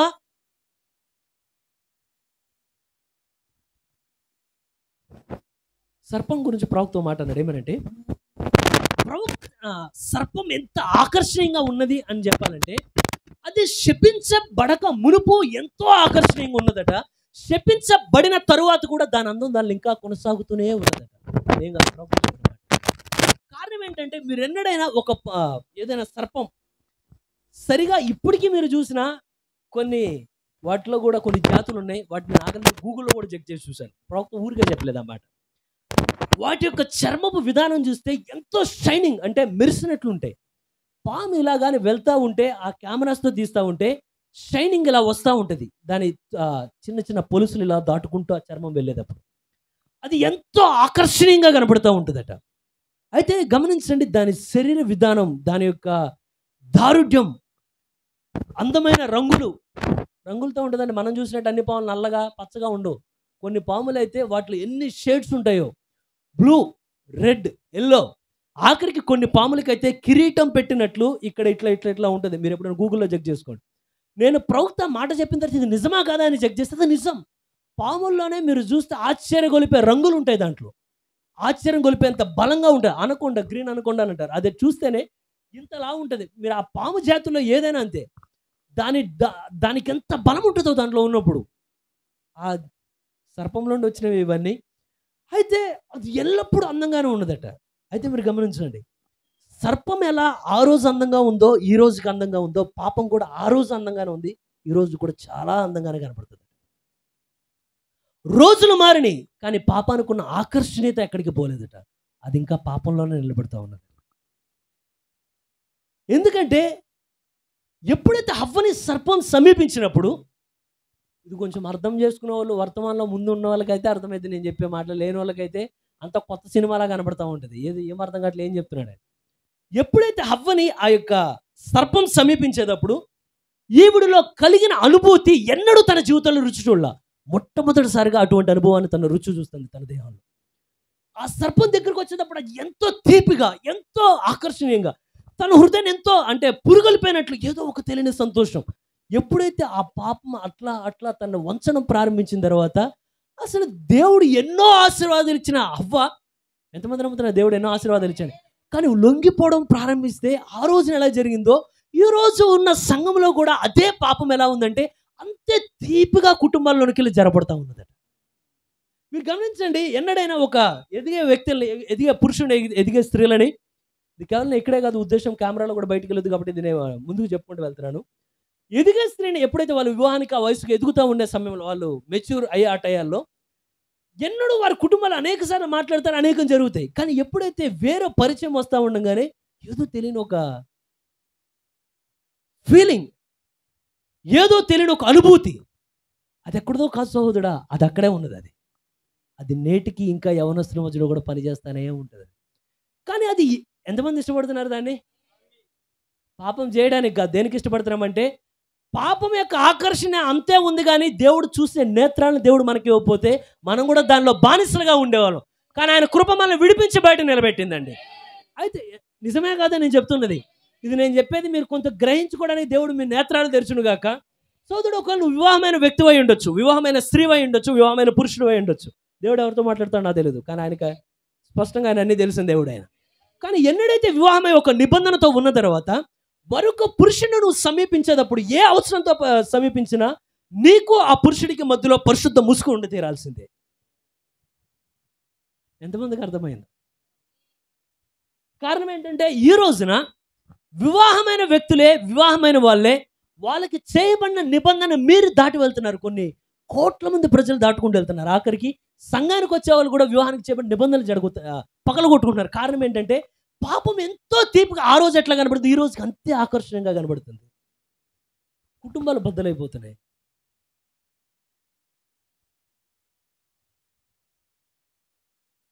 ఎన్నడైనా ఒక పాపానికి మీరు ముందు దానికి అడ్డుకట్టేయాలంటే పాపం జరిగిన తర్వాత ఏం చేయలేరు. పాపం యొక్క ప్రారంభంలోనే దానికి అడ్డుకట్టేయాలి. ఎందుకంటే ఈరోజు నాకు చిన్నప్పుడు ఒక ఆశ ఉన్నదండి. దేవుడు కొన్నిసార్లు కొంతమందిలో కొన్ని ఆశలు ఉంచుతాడు ఆయన, అంతే చిన్నప్పటి నుండి. కారణం ఏంటంటే ప్రవక్త ఏమన్నాడంటే, ఆయన వర్తమానంలోకి వచ్చి వాక్యం చదవక మునిపే ఆయనకి స్త్రీలు ఎవరైనా అసహ్యంగా ఉంటే అది ఆయనకు నచ్చేది కాదు, ఎవరైనా పాపంగా ఉంటే ఆయనకు నచ్చేది కాదు. ఎందుకంటే వర్తమానికుల్లో దేవుడు ఆ స్వభావాన్ని పెట్టాడు. దేవుడు ఎంతమందికి అర్థమవుతుందో? నీ మాట అనుకుంటే మీరు ఏకీభవిస్తే నేను ముందుకెళ్ళిపోతాను. దేవుడే ఆ స్వభావాన్ని దేవుడు వర్తమానికుల్లో పెడతాడు. అయితే కొన్నిసార్లు కాపర్ని నిలబెట్టేటప్పుడు కూడా దేవుడు ఏదో ఒక తెలియనిది లోపల పెడతాడు దాన్ని. అందువల్లే అంత తీవ్రంగా ఖండించే శక్తిని దేవుడు ఆ వ్యక్తిని ఉంచకపోతే వ్యక్తి చేయలేడు దాన్ని. కానీ నా చిన్నప్పుడు ఒక ఆలోచన ఏంటంటే, ఏ పురుషుడైనా స్త్రీతో మాట్లాడితే నాకు నచ్చేది కాదు. అసలు నేను దాన్ని జీర్ణించుకోలేకపోయేవాడిని. కారణం ఏంటంటే, ఒక స్త్రీ వివాహమైన తర్వాత తన యొక్క భర్తను దాటి మరొకరితో మాట్లాడాల్సిన అవసరమే లేదు, మాట్లాడాల్సిన పని కూడా లేదు.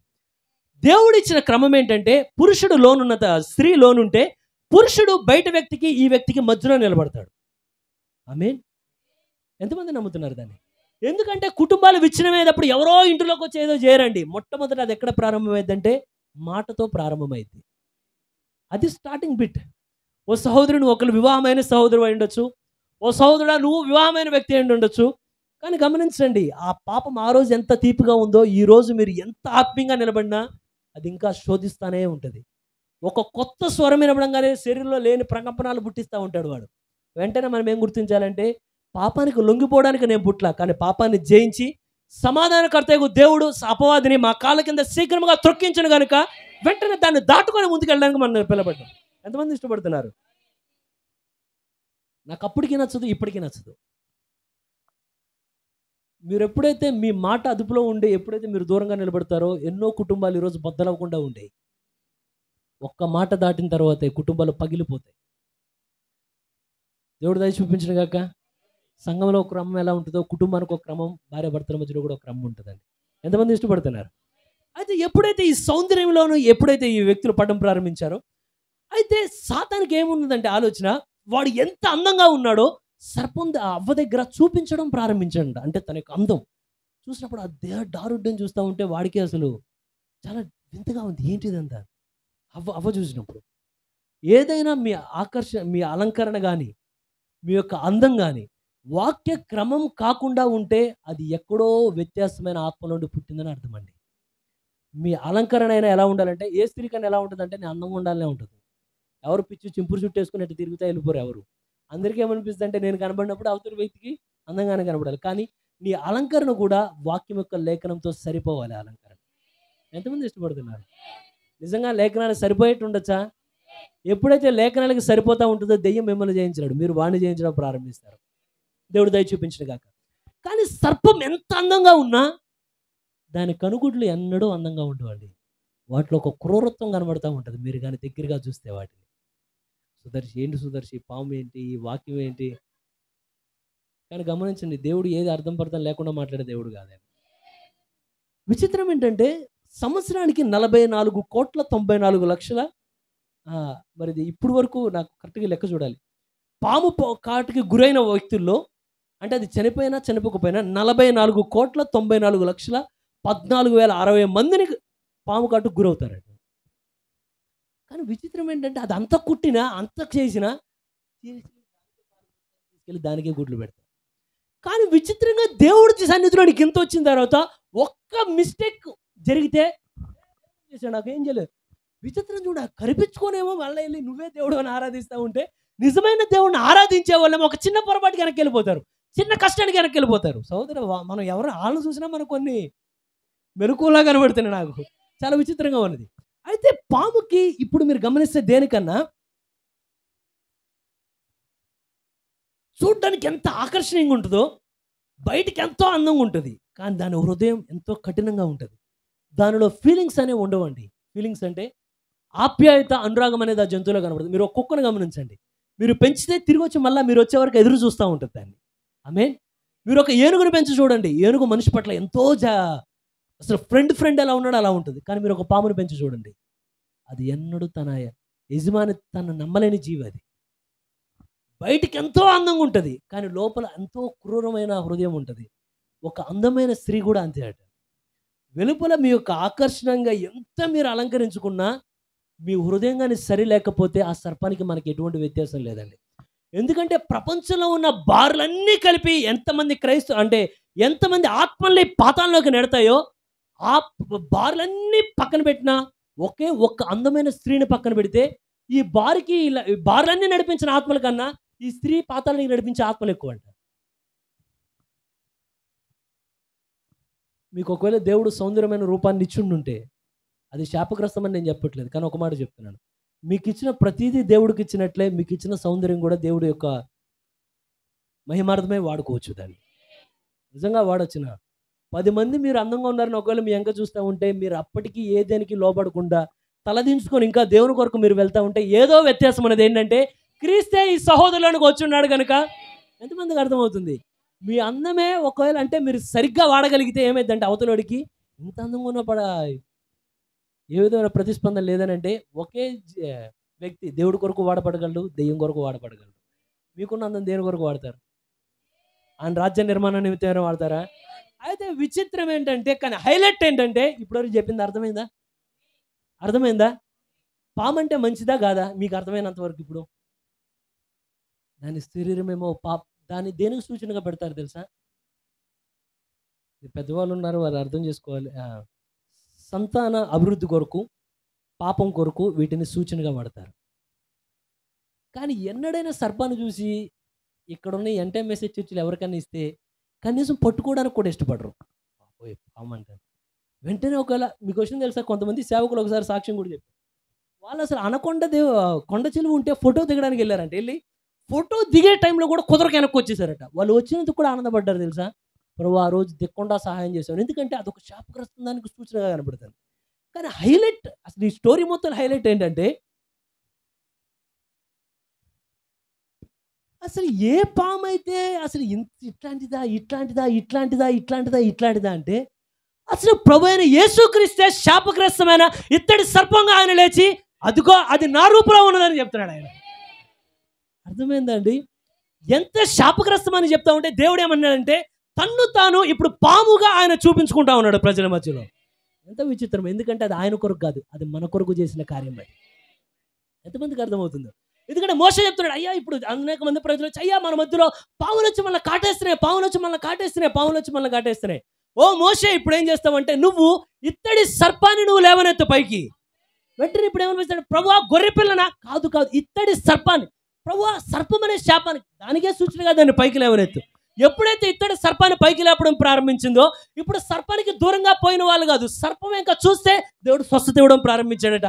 సర్పం ఇంకా చూస్తా ఉంటే కాటిన విషయం అంటే పాము కాటేసినా కూడా వెంటనే మరణానికి సమీపంగా వస్తుంటే జీవం మధ్యలోనికి వెళ్తా ఉన్నది. అదే సర్పంకి ఎంత విచిత్రంగా ఉన్నదో చూడండి. అయితే అది రెండింటిని సూచిస్తుందో ఉండదని చెప్తాడు ప్రవక్త. ఏమనంటే ప్రజల యొక్క వెనుకబడిన తనాన్ని ఎప్పుడైతే ఆత్మీయ జీవితంలో వెనుకబడతా ఉంటే తిరిగి వారిని నిలబెట్టడానికి అది సూచనగా నిలబడుతుందంట. రెండవది అనారోగ్యం చేత ఉన్న వారిని తిరిగి స్వస్థపరచడానికి అది సూచనగా నిలబడుతుందంట. ఎంతమంది ఇష్టపడుతున్నారు?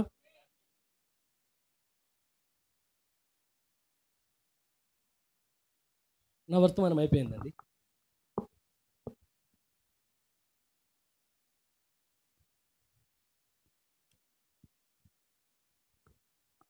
ఫైనల్గా ఒక విషయం చెప్పండి.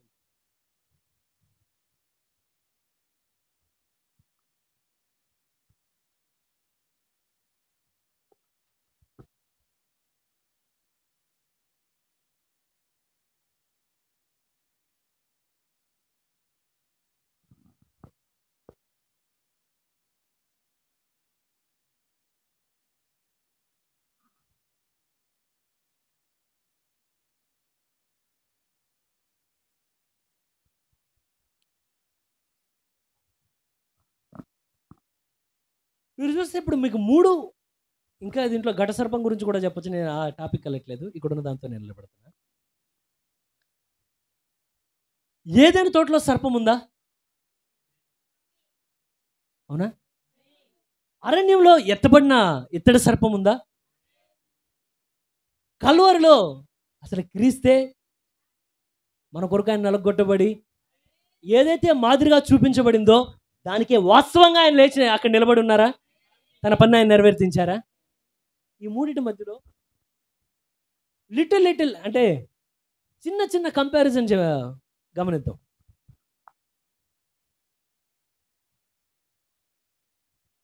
ఏ సర్పం మీలో ఉందో, ఏ సర్పం మిమ్మల్ని ఏలుతుందో, ఏ సర్పం మీ కుటుంబాన్ని ఏలుతుందో, ఏ సర్పం ఎక్కడుందో మీరే గమనించండి.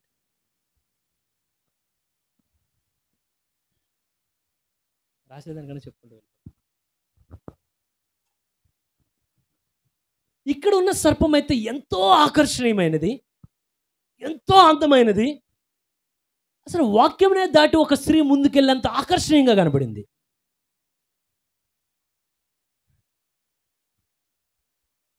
ఇక్కడున్న సర్పం అయితే ఇత్తడి ద్వారా, నిజమైన సర్పం కాదు అది, ఇత్తడి నలుగు కొట్టబడి సర్పం వలె చేయబడి వేలాడింది ఇక్కడ. కానీ ఇక్కడైతే ఇది ఎంతో అందమైనది, కానీ ఇక్కడైతే స్వరూపమైన సొగసైన లేనివాడిగా మనం ఆయన అపేక్షించినట్లు ఏమీ ఆయనలో మనకి కానరాక ఆయన తిరస్కరించబడిన వాడిగా అక్కడ నిలబడి ఉన్నాడు. Which serpent you want?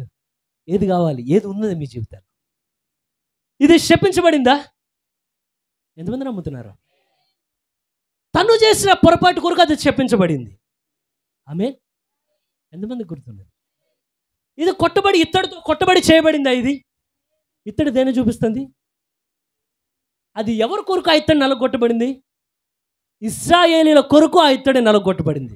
ఎంతమందికి అర్థమైంది? ఈ నలగొట్టబడి ఉన్నాడా? ఆయన చేసిన పొరపాటు కొరకోదు, మన పాపములు ఆయన భరించాను, మన రోగములు ఆయన భరించాను. ఆమేన్.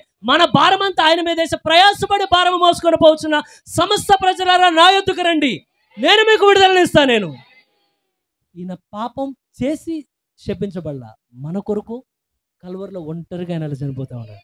సహోదరుడా, ఈరోజు ఆ ప్రేమ నుండి ఏది మనల్ని వేరు చేయగలదు? అది ఇక్కడున్న సర్పం లాంటిది కాదు, అది రక్షించిన ప్రేమ. అది ఎంతమంది ఇష్టపడుతున్నారు? అయితే ఈ సర్పం ఏం చేసిందంటే మనిషితో దేవునికి ఉన్న సంబంధాన్ని 2 ముక్కలు చేసింది. అది ఎంతమంది ఇష్టపడుతున్నారు? నిజమేనా? అప్పటి వరకు ఏదోని తోటలో దేవుడు దిగొస్తా ఉండేవాడా, దేవుడు మాట్లాడుతూ ఉండేవాడా?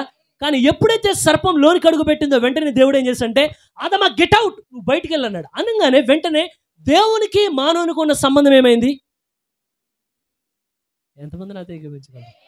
విడగొట్టబడిందా? ఇక్కడేం జరిగింది? తాత్కాలికంగా క్షమాపణ వచ్చింది, తాత్కాలికంగా స్వస్థత వచ్చింది. ఆమేన్. వారి ఆత్మ ఎప్పుడు స్వస్థత పడలా. ఏమి స్వస్థపడిందంటే వారి శరీరం స్వస్థపడింది. సోదరుడా, కానీ ఇక్కడ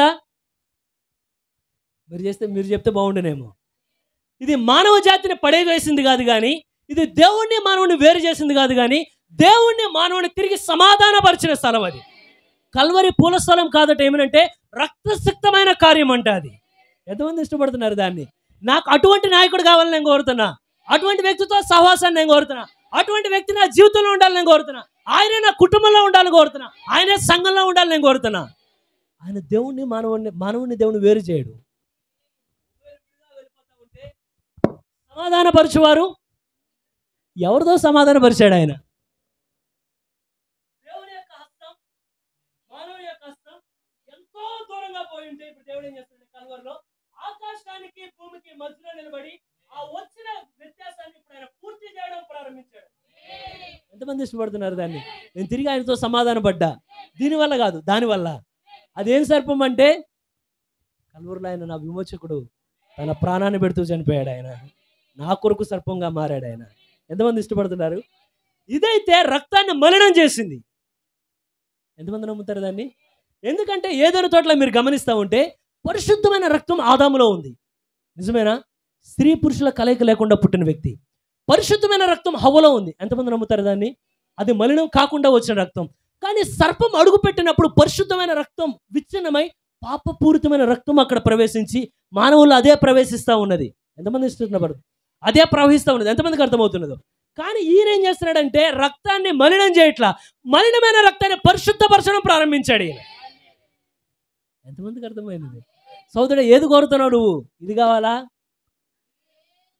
ఎందుకనంటే అది మన రక్తాన్ని పాపయుక్తమైన మనల్ని ఏం చేస్తాడంటే ఆయన తిరిగి పరిశుద్ధులుగా మార్చడం ప్రారంభించాడు. ఆయన విలువైన రక్తం. ఎందుకంటే మలినమైన రక్తం ఏమి చేయలేకపోయిందో పరిశుద్ధమైన రక్తం నీ కొరకు నా కొరకు వచ్చి ఈరోజు 2000 సంవత్సరాల క్రితం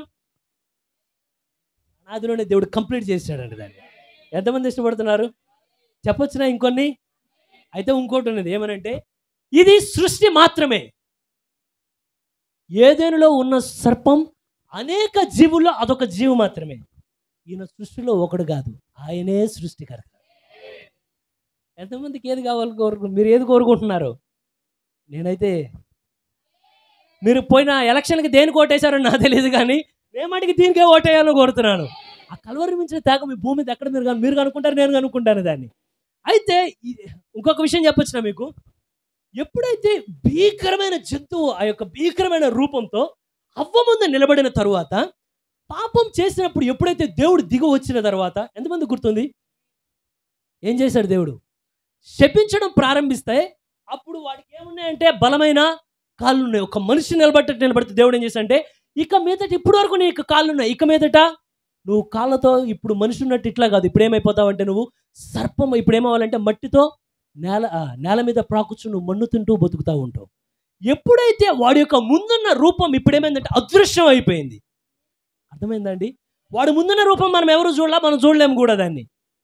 ఎంతమంది అని ఆమేనంటారు? అది చెరిపివేయబడింది, పూర్తిగా తుడిచిపెట్టబడింది. అయితే ఈయన కూడా ఒక ఎంతమంది నమ్ముతున్నారు? అసలు ఆకాశంలో ఈయన ఎప్పుడైతే ఆ సింహాసనం మీద ఆసీనుడిగా ఉన్నారో, వెలుపలలో ఆయన వట్టి వాడేవాడు, పరిశుద్ధుల్లో ఆయన పోలిన వాడేవాడు, 10,000 మందిలో గుర్తించదగిన వాడు, అతి కాంక్షణీయుడు, ధవలవర్ణుడు, రత్నవర్ణుడు, ఎంతో భీకరమైన రూపం మీ కొరకు నా కొరకు శపించబడినదాగా కల్వరిలో నిలబడి ఉన్నదండి. అయితే వాడి రూపం అయితే మారిపోయిన తర్వాత తిరిగి కనబడట్లా. కానీ ఈయనైతే మరలా మరణాన్ని జయించి తిరిగి లేచిన తర్వాత 7 సంఘకాలాల మధ్యలో శాపగ్రస్తుడుగా లేడు, కానీ తీర్పు తీర్చే అధికారంతో ఆయన మళ్ళా, ఎంతమంది నమ్ముతున్నారు దాన్ని? ఆయన తిరిగి ఆయన యొక్క స్థితికి వచ్చాడు. ఆయన, ఓ సోదరుడా, నువ్వు నేను కూడా ఒక రోజు చాలా ఉన్నతమైన నిత్య జీవనంలో మనం ఉన్నాం. ఆ రోజు కాలం అనేది ఆలోచనలో మనం ఉన్నాం. ఎంతమంది నమ్ముతున్నారు? కానీ ఈరోజు శాపగ్రస్తమైన భూమి మీదకి మనం వచ్చాం, శాపగ్రస్తమైన జీవితంలో మనం ఉన్నాం. కానీ ఆయన ఎందుకు వరకు చనిపోయాడంటే, నీకు ఆ ముందున్న స్థితి మళ్ళా విమోచన అంటే ఏంటంటే పడిపోయిన దాన్ని తిరిగి లేవనెత్తడం. అది ఎంతమంది ఇష్టపడుతున్నారు? ఈ సర్పం పడగొట్టింది ఆయనైతే, ఆయన రూపమే కాదు మీ రూపాన్ని కూడా ఆయన మారుస్తున్నాడు. ఆయన ఎంతమంది ఇష్టపడుతున్నారు? ఒక్కొక్క విషయం చెప్పొచ్చునా? అర్థమవుతుందా? It has a seed. సర్పముకు ఒక సంతానం అనేది ఉంది. నిజమా కదా? నేను ఇప్పుడు చెప్పే కొంచెం వాక్యం చదివిన వాళ్ళకైతే ముందు చదువుతూ ఉంటే వాళ్ళకి అర్థమైంది. నేను చెప్పే తేలికగా కాదు, తేలికే కాకపోతే అది చదివిన వాళ్ళని బట్టి. అయితే అక్కడ ఒక వాగ్దానం, ప్రవచనం ఒకటి చేయబడింది. నీ సంతానమునకును ఆమె సంతానం, ఆ స్త్రీ సంతానమునకును మధ్యలో వైరము కలుగు చేసేదను.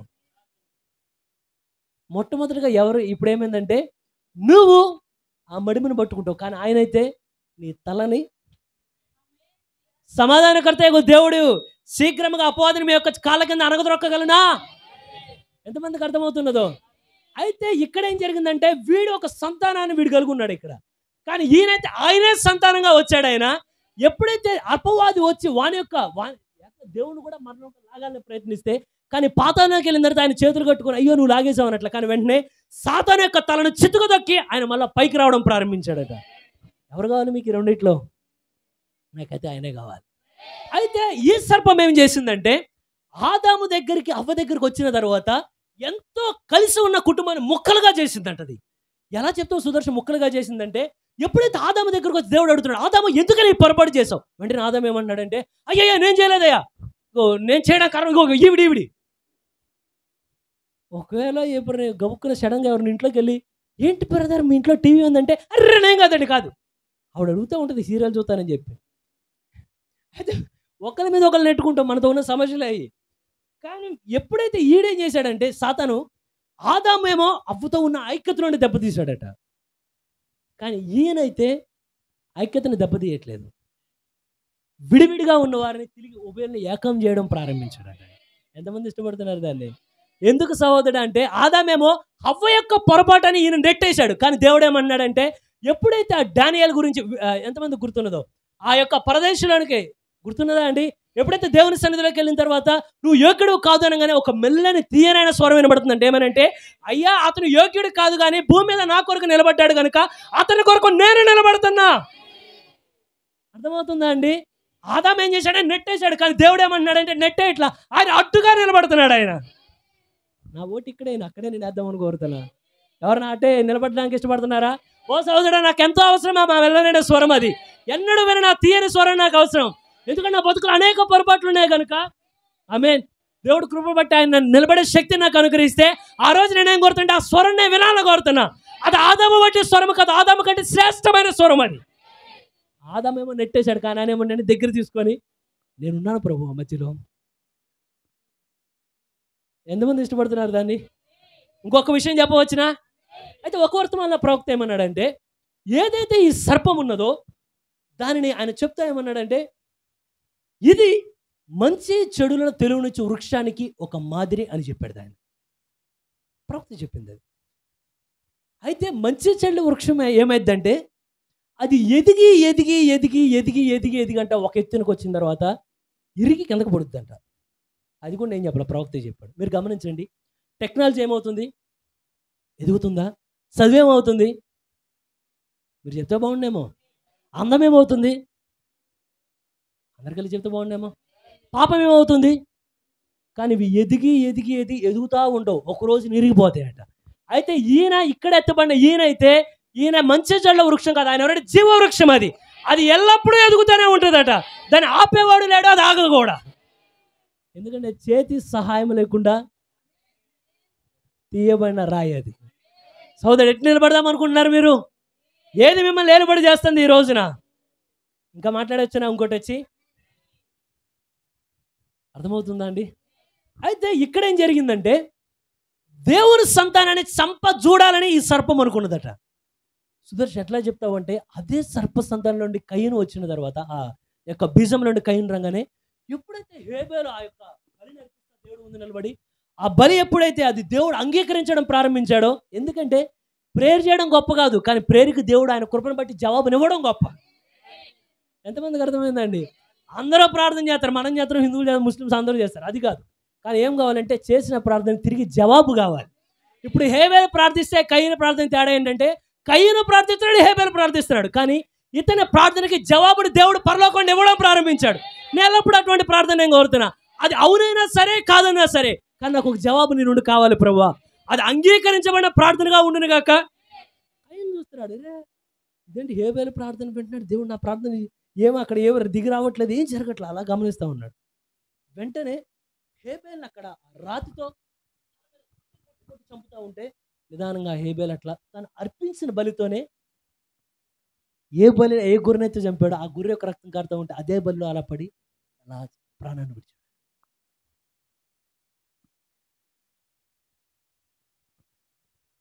క్రీస్తు కూడా మరణించాడా? కానీ వెంటనే దేవుడు ఏం చేశాడంటే, ఎప్పుడైతే హేబేలు చనిపోవడం ప్రారంభించాడో, కల్వరిలో క్రీస్తు కూడా చనిపోయాడు. ఆయన దేవుడు వెంటనే వదిలిపెట్టలేదంట, వెంటనే షేతుని ఇవ్వడం దేవుడు ప్రారంభించాడంట. అదేంటంటే పునరుద్ధానానికి సూచన. ఎంతమందికి అర్థమవుతుందా అండి? ఇక్కడ మీరు రెండు వేరు అనుకోమాకండి. అంటే ఎక్కడో హేబేలు ఎక్కడో షేతు కాదు. ఇది ఎట్లా అంటే, హేబేలు చనిపోగానే దేవుడు షేతుని ఇచ్చినట్లే, మరణం కొట్టగానే దేవుడు మళ్ళీ పునరుద్ధానంతో దేవుడు పైకి లేపాడట. ఎంతమంది? ఆ దేవుడు ఇంకా నేటికి సజీవంగానే ఉన్నాడండి. మీరు ఏది కోల్పోయినా దేవుడు తిరిగి ఇవ్వగలిగిన దేవుడు. కేవలం నిత్య జీవానికి వాగ్దానం చేయాలి. మనకి ఈ భూమి మీద ఉన్నా కూడా దేవుడు మనకి ఇస్తానని చెప్పాడు. మీరు కోల్పోతే దేవుడు రెండింతలో కూడా 3-4 కూడా మీకు ఇచ్చి ఆయన పంపించగలరు. ఎంతమంది ఇష్టపడుతున్నారు? అయితే ఈయన ఎవరో సంతానాన్ని చంపడం కాదు, ఈయన చంపి ఇప్పుడు అధికారం ఇస్తున్నాడు. ఏమనంటే, నేను చేసే సూచక్రియలు మీరు చేయదురు, నేను చేసిన వాటికంటే అధికమైన కార్యాలు మీరు చేయదును, మీరు సర్పములను పాములను. ఇది మీ కొరకు ఇవ్వబడిన ప్రామిస్ అండి. ఇది ఎట్లంటే, మీకు 500 ఇచ్చారు తెలుసా, మీకు 500. మీ పెన్షన్ గురించి చెప్తే కొంచెం అర్థమవుతాం. ఇప్పుడు పెన్షన్ ఉందనుకోండి, అక్కడ ఎవరు ఇప్పుడు ఓట్లు కూడా సగం దానికోసం వేస్తారు. ఎవరు ఎక్కువ ఇస్తానన్నాడు పెన్షన్ అని. ఒకవేళ ఇస్తాననుకో 4,500 ఇచ్చారంటే అప్పుడు మన సమ్మకో. ఒకవేళ ఇంకోవేళ 5,000 సోదరుడు, నీకు 5,000కి 4,000 పెన్షన్గా అట్లా ఉంటే కొన్ని కోట్ల రూపాయలతో వెళ్ళవలసిన సరిపోల్సిన వాక్యం గురించి ఏం చెప్తాం మనం? ఆమేన్. ఇప్పుడు ఆయన మీకు ఇచ్చిన వాగ్దానం, నాకు ఇచ్చిన వాగ్దానం అంటే, ఆయన కన్నా అధికమైన కార్యాలు మనం చేయదుము. స్వస్థతలని చేయగలడా? అద్భుతాలని చేయగలడా? నమ్మసక్యం కానీ కార్యాలు మన వద్దులని చేయగలిగిన దేవుడు. ఎంతమంది ఇష్టపడుతున్నారు? చిన్న వర్తమానం ఎంతమందికి అర్థమవుతుందో చెప్పవచ్చునా ఇంకొక మాట? అయితే వాడు పౌలును కూడా చంపాలని చూశాడట. ఎప్పుడైతే పౌలును చంప చూశాడు, యేసు ప్రభువుని చంప చూశాడు. ఇంకొక విషయం చెప్పవచ్చునా? వీడు అంటే ఇక్కడ అపవాది, ఆ సర్పం, నిత్య జీవం ఏదైతే కాలం అనేది లేకుండా నిత్యత్వం ఎప్పుడైతే అలా కొనసాగుతూ ఉంటే, దానిలో మరణం అనే ఒక బాంబును పెడేశాడు. మీకు అర్థమవ్వాలని చెప్తున్నాండి, మీకు అర్థమయ్యే పదంలో. అప్పుడు వరకు వెళ్తున్న దాంట్లో ఒక పులి స్టాప్లో అయిపోయింది. ఏమనంటే, కాలం లేదు, ఎన్ని కోట్ల సంవత్సరాలు వెళ్తున్నారు, కానీ కాలం అనేది పెట్టంగానే ఏమైందంటే వెంటనే అక్కడ తాగిపోయి వెంటనే ఈ వినాశనం అంతా పొంచుకొని ముందుకు వచ్చింది. ఈయన ఏ మరణాన్ని అయితే వాడు అక్కడ ప్రవేశపెట్టాడో, ఇది ఏదైనా తోటలోని సర్పంగా సుమా, కల్వరిలోనిది ఇది. ఈయన మరణం యొక్క ముళ్ళును విరగొట్టి, మరణమా నీకు ఇక విజయం లేదు, ఇంకా మరణమా నీకు అధికారం లేదు, సమాధి. ఎవరు నమ్ముతున్నారా? ఈ రెండింటిలో ఏది మీకు కావాలని కోరుతున్నారు సహోదరులా? ఆమేన్. అయితే వీడేం చేసా ఇక్కడ ఈ సాతాను ఏం చేశాడంటే ఎంతో మంది పరిశుద్ధులు రాబోతున్నారు. దీనికి ఇట్లా కన్నా ఇంకొక మాట చెప్తే బాగుంటుందేమో. ఒకవేళ ఆది కాండంలో అసలు ఆ మొదటి అంటే మనం 3 అధ్యాయాలు మనం గమనిస్తూ ఉంటే అక్కడ పాపం అనేదే జరగకుండా అసలు సర్పం అవకాశం ఇవ్వకుండా ఉంటే కల్వరి రావాల్సిన అవసరమే లేదు. అసలు కల్వరి రావాల్సిన అవసరం లేదు. అక్కడ పాపం జరిగింది కనుకనే దేవుడు కల్వరిలో ప్రాణం పెట్టాల్సి వచ్చింది. కానీ ఒకవేళ అసలు కల్వరే లేకుండా ఉంటే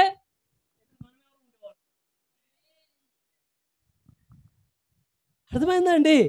ఒకవేళ వాడు లేకపోతే ఇంకా సుఖ సంతోషాలతో ఇంకా ఆదామవ్వ ఇంకా ఇప్పుడు కూడా తిరుగుతూ ఉండేవాళ్ళు. అర్థమైందండి. కానీ అసలు దేవుడు ఇప్పుడు వచ్చిన ఈయన లేకుండా ఉంటారు ఊహిస్తే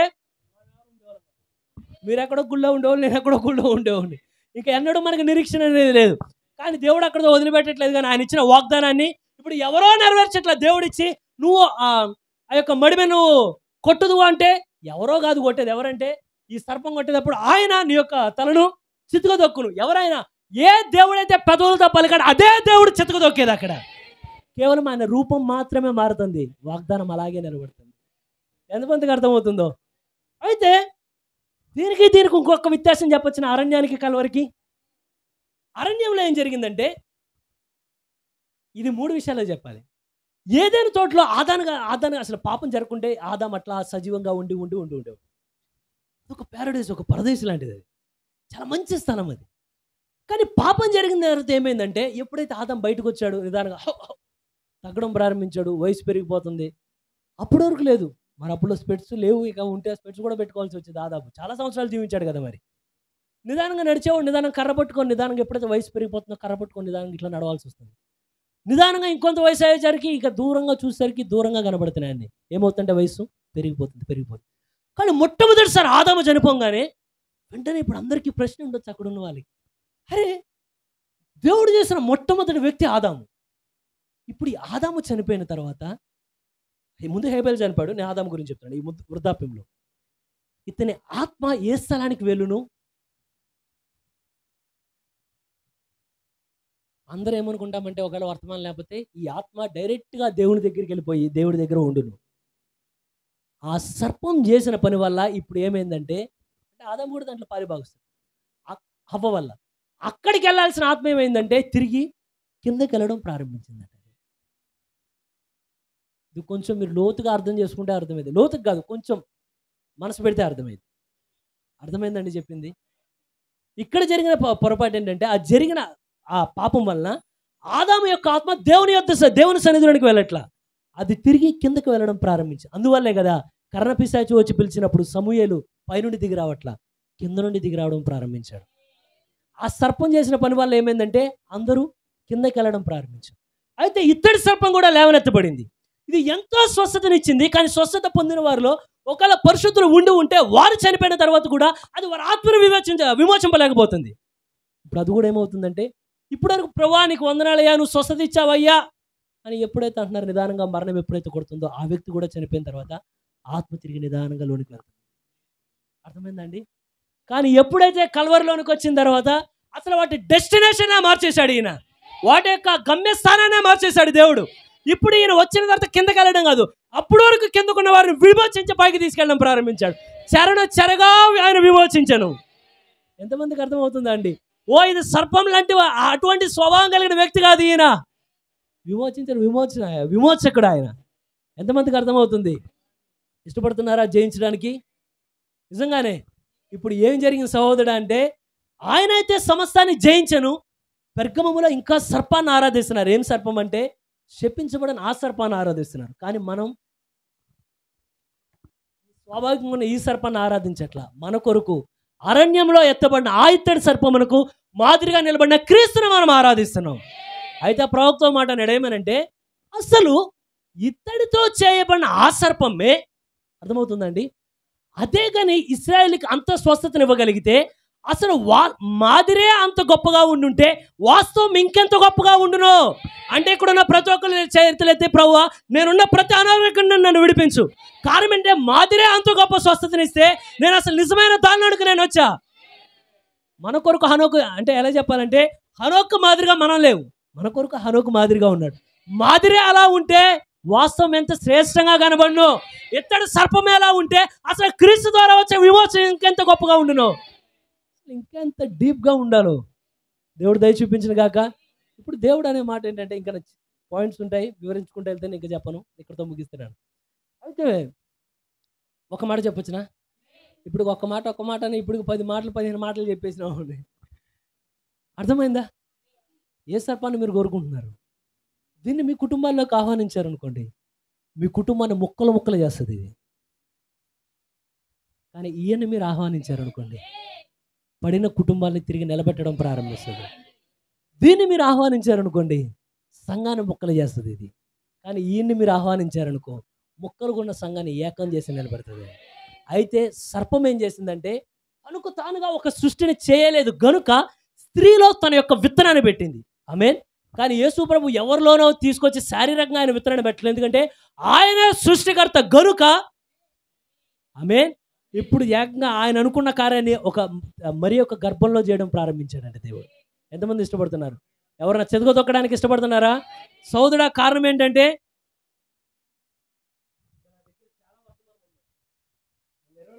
ఇది ఇంకో గంట అయినా పట్టేటుంది. నేను మిమ్మల్ని కంగారు పడమాకండి నా మాట అనగానే.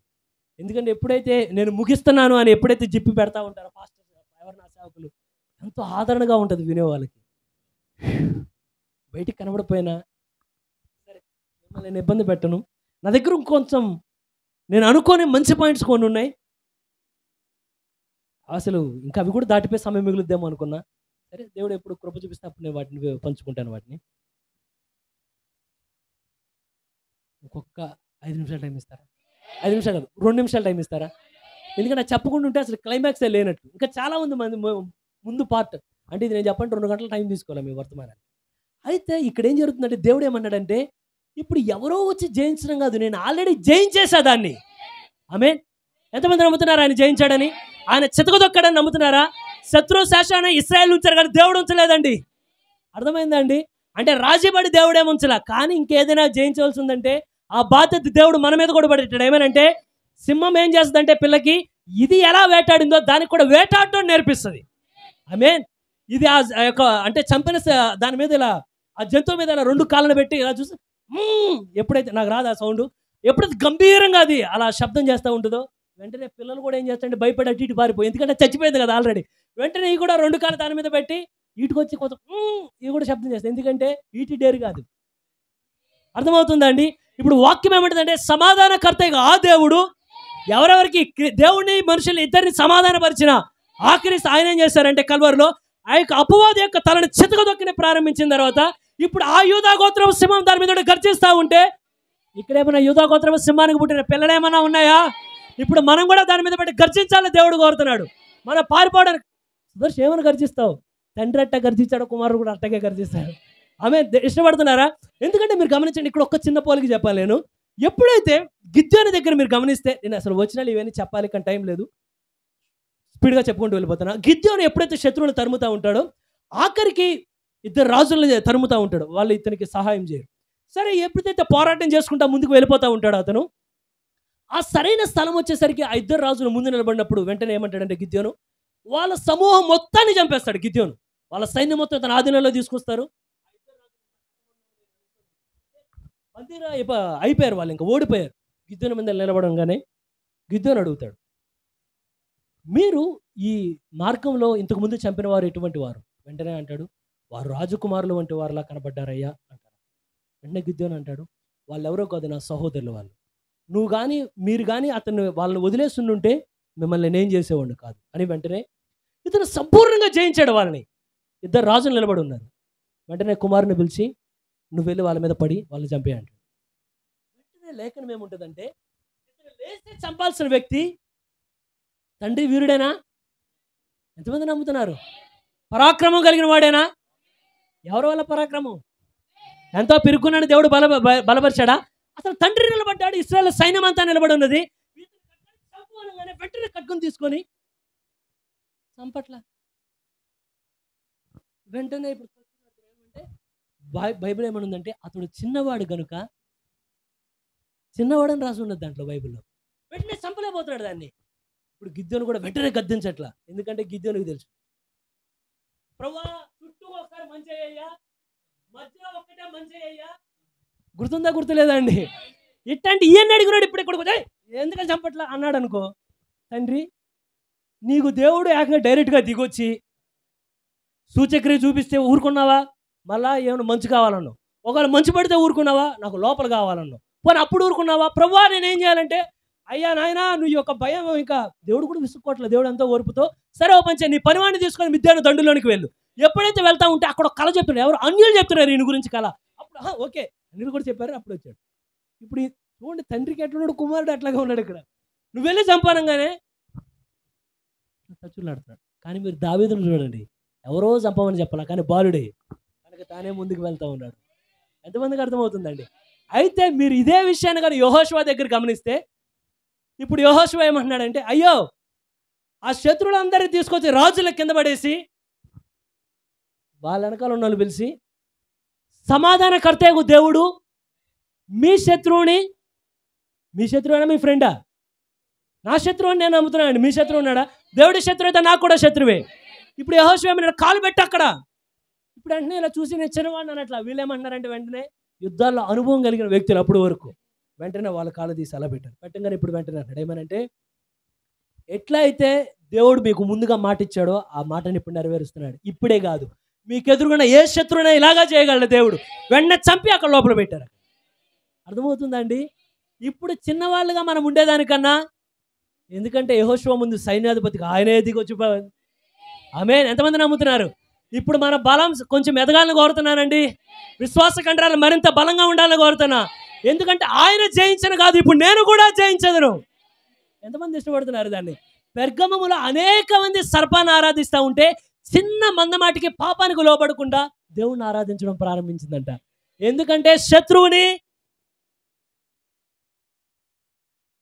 రెడీగా ఉన్నారు ఎవరన్నా నిజంగా మీ జీవితాల్లో తొక్కడానికి? అది కంప్లీటెడ్ వర్క్, ముగించబడిన పని. విశ్వాసంతో ముందుకెళ్ళే వాళ్ళు ఎవరు ఉన్నారా? ఒక్కసారి చెప్తామా అందరం కలిసి, సమాధానకర్తయగు ఎవరిని? ఎవరి కాళ్ళ కింద? బాగా చెప్పారు, మా కాళ్ళ కింద. మీరు రివర్స్లో మీ కాళ్ళ కింద అంటే నాకు పోనీ అట్లయినా నేననే నామేనని చెప్పి, ఓకే మన కాళ్ళ కింద, ఓకేనా? ఇది మన కాళ్ళ కింద శీఘ్రముగా. సరిపోయిన విశ్వాసం ఉందా? గిద్యోను కుమారులాగా చిన్నవాడని చెప్పబాకండి. ఎందుకంటే గిద్యోను కుమారుని మళ్ళా తర్వాత వచ్చే న్యాయాధిపతి చంపేశాడు. అందరిని కలిపి ఒకే రాతి బండ మీద, ఎంతమంది గుర్తుందో, తర్వాత చంపేశారు. కానీ యెహోషువ కింద ఉన్న వాళ్ళు శత్రువు తెచ్చి చంపడానికి కాదు, శత్రువుని చంపుకుంటూ వాళ్ళు ముందుకు వెళ్ళిపోయారు. తగిన ధైర్యాన్ని దేవుడు మనకి ఇచ్చును గాక.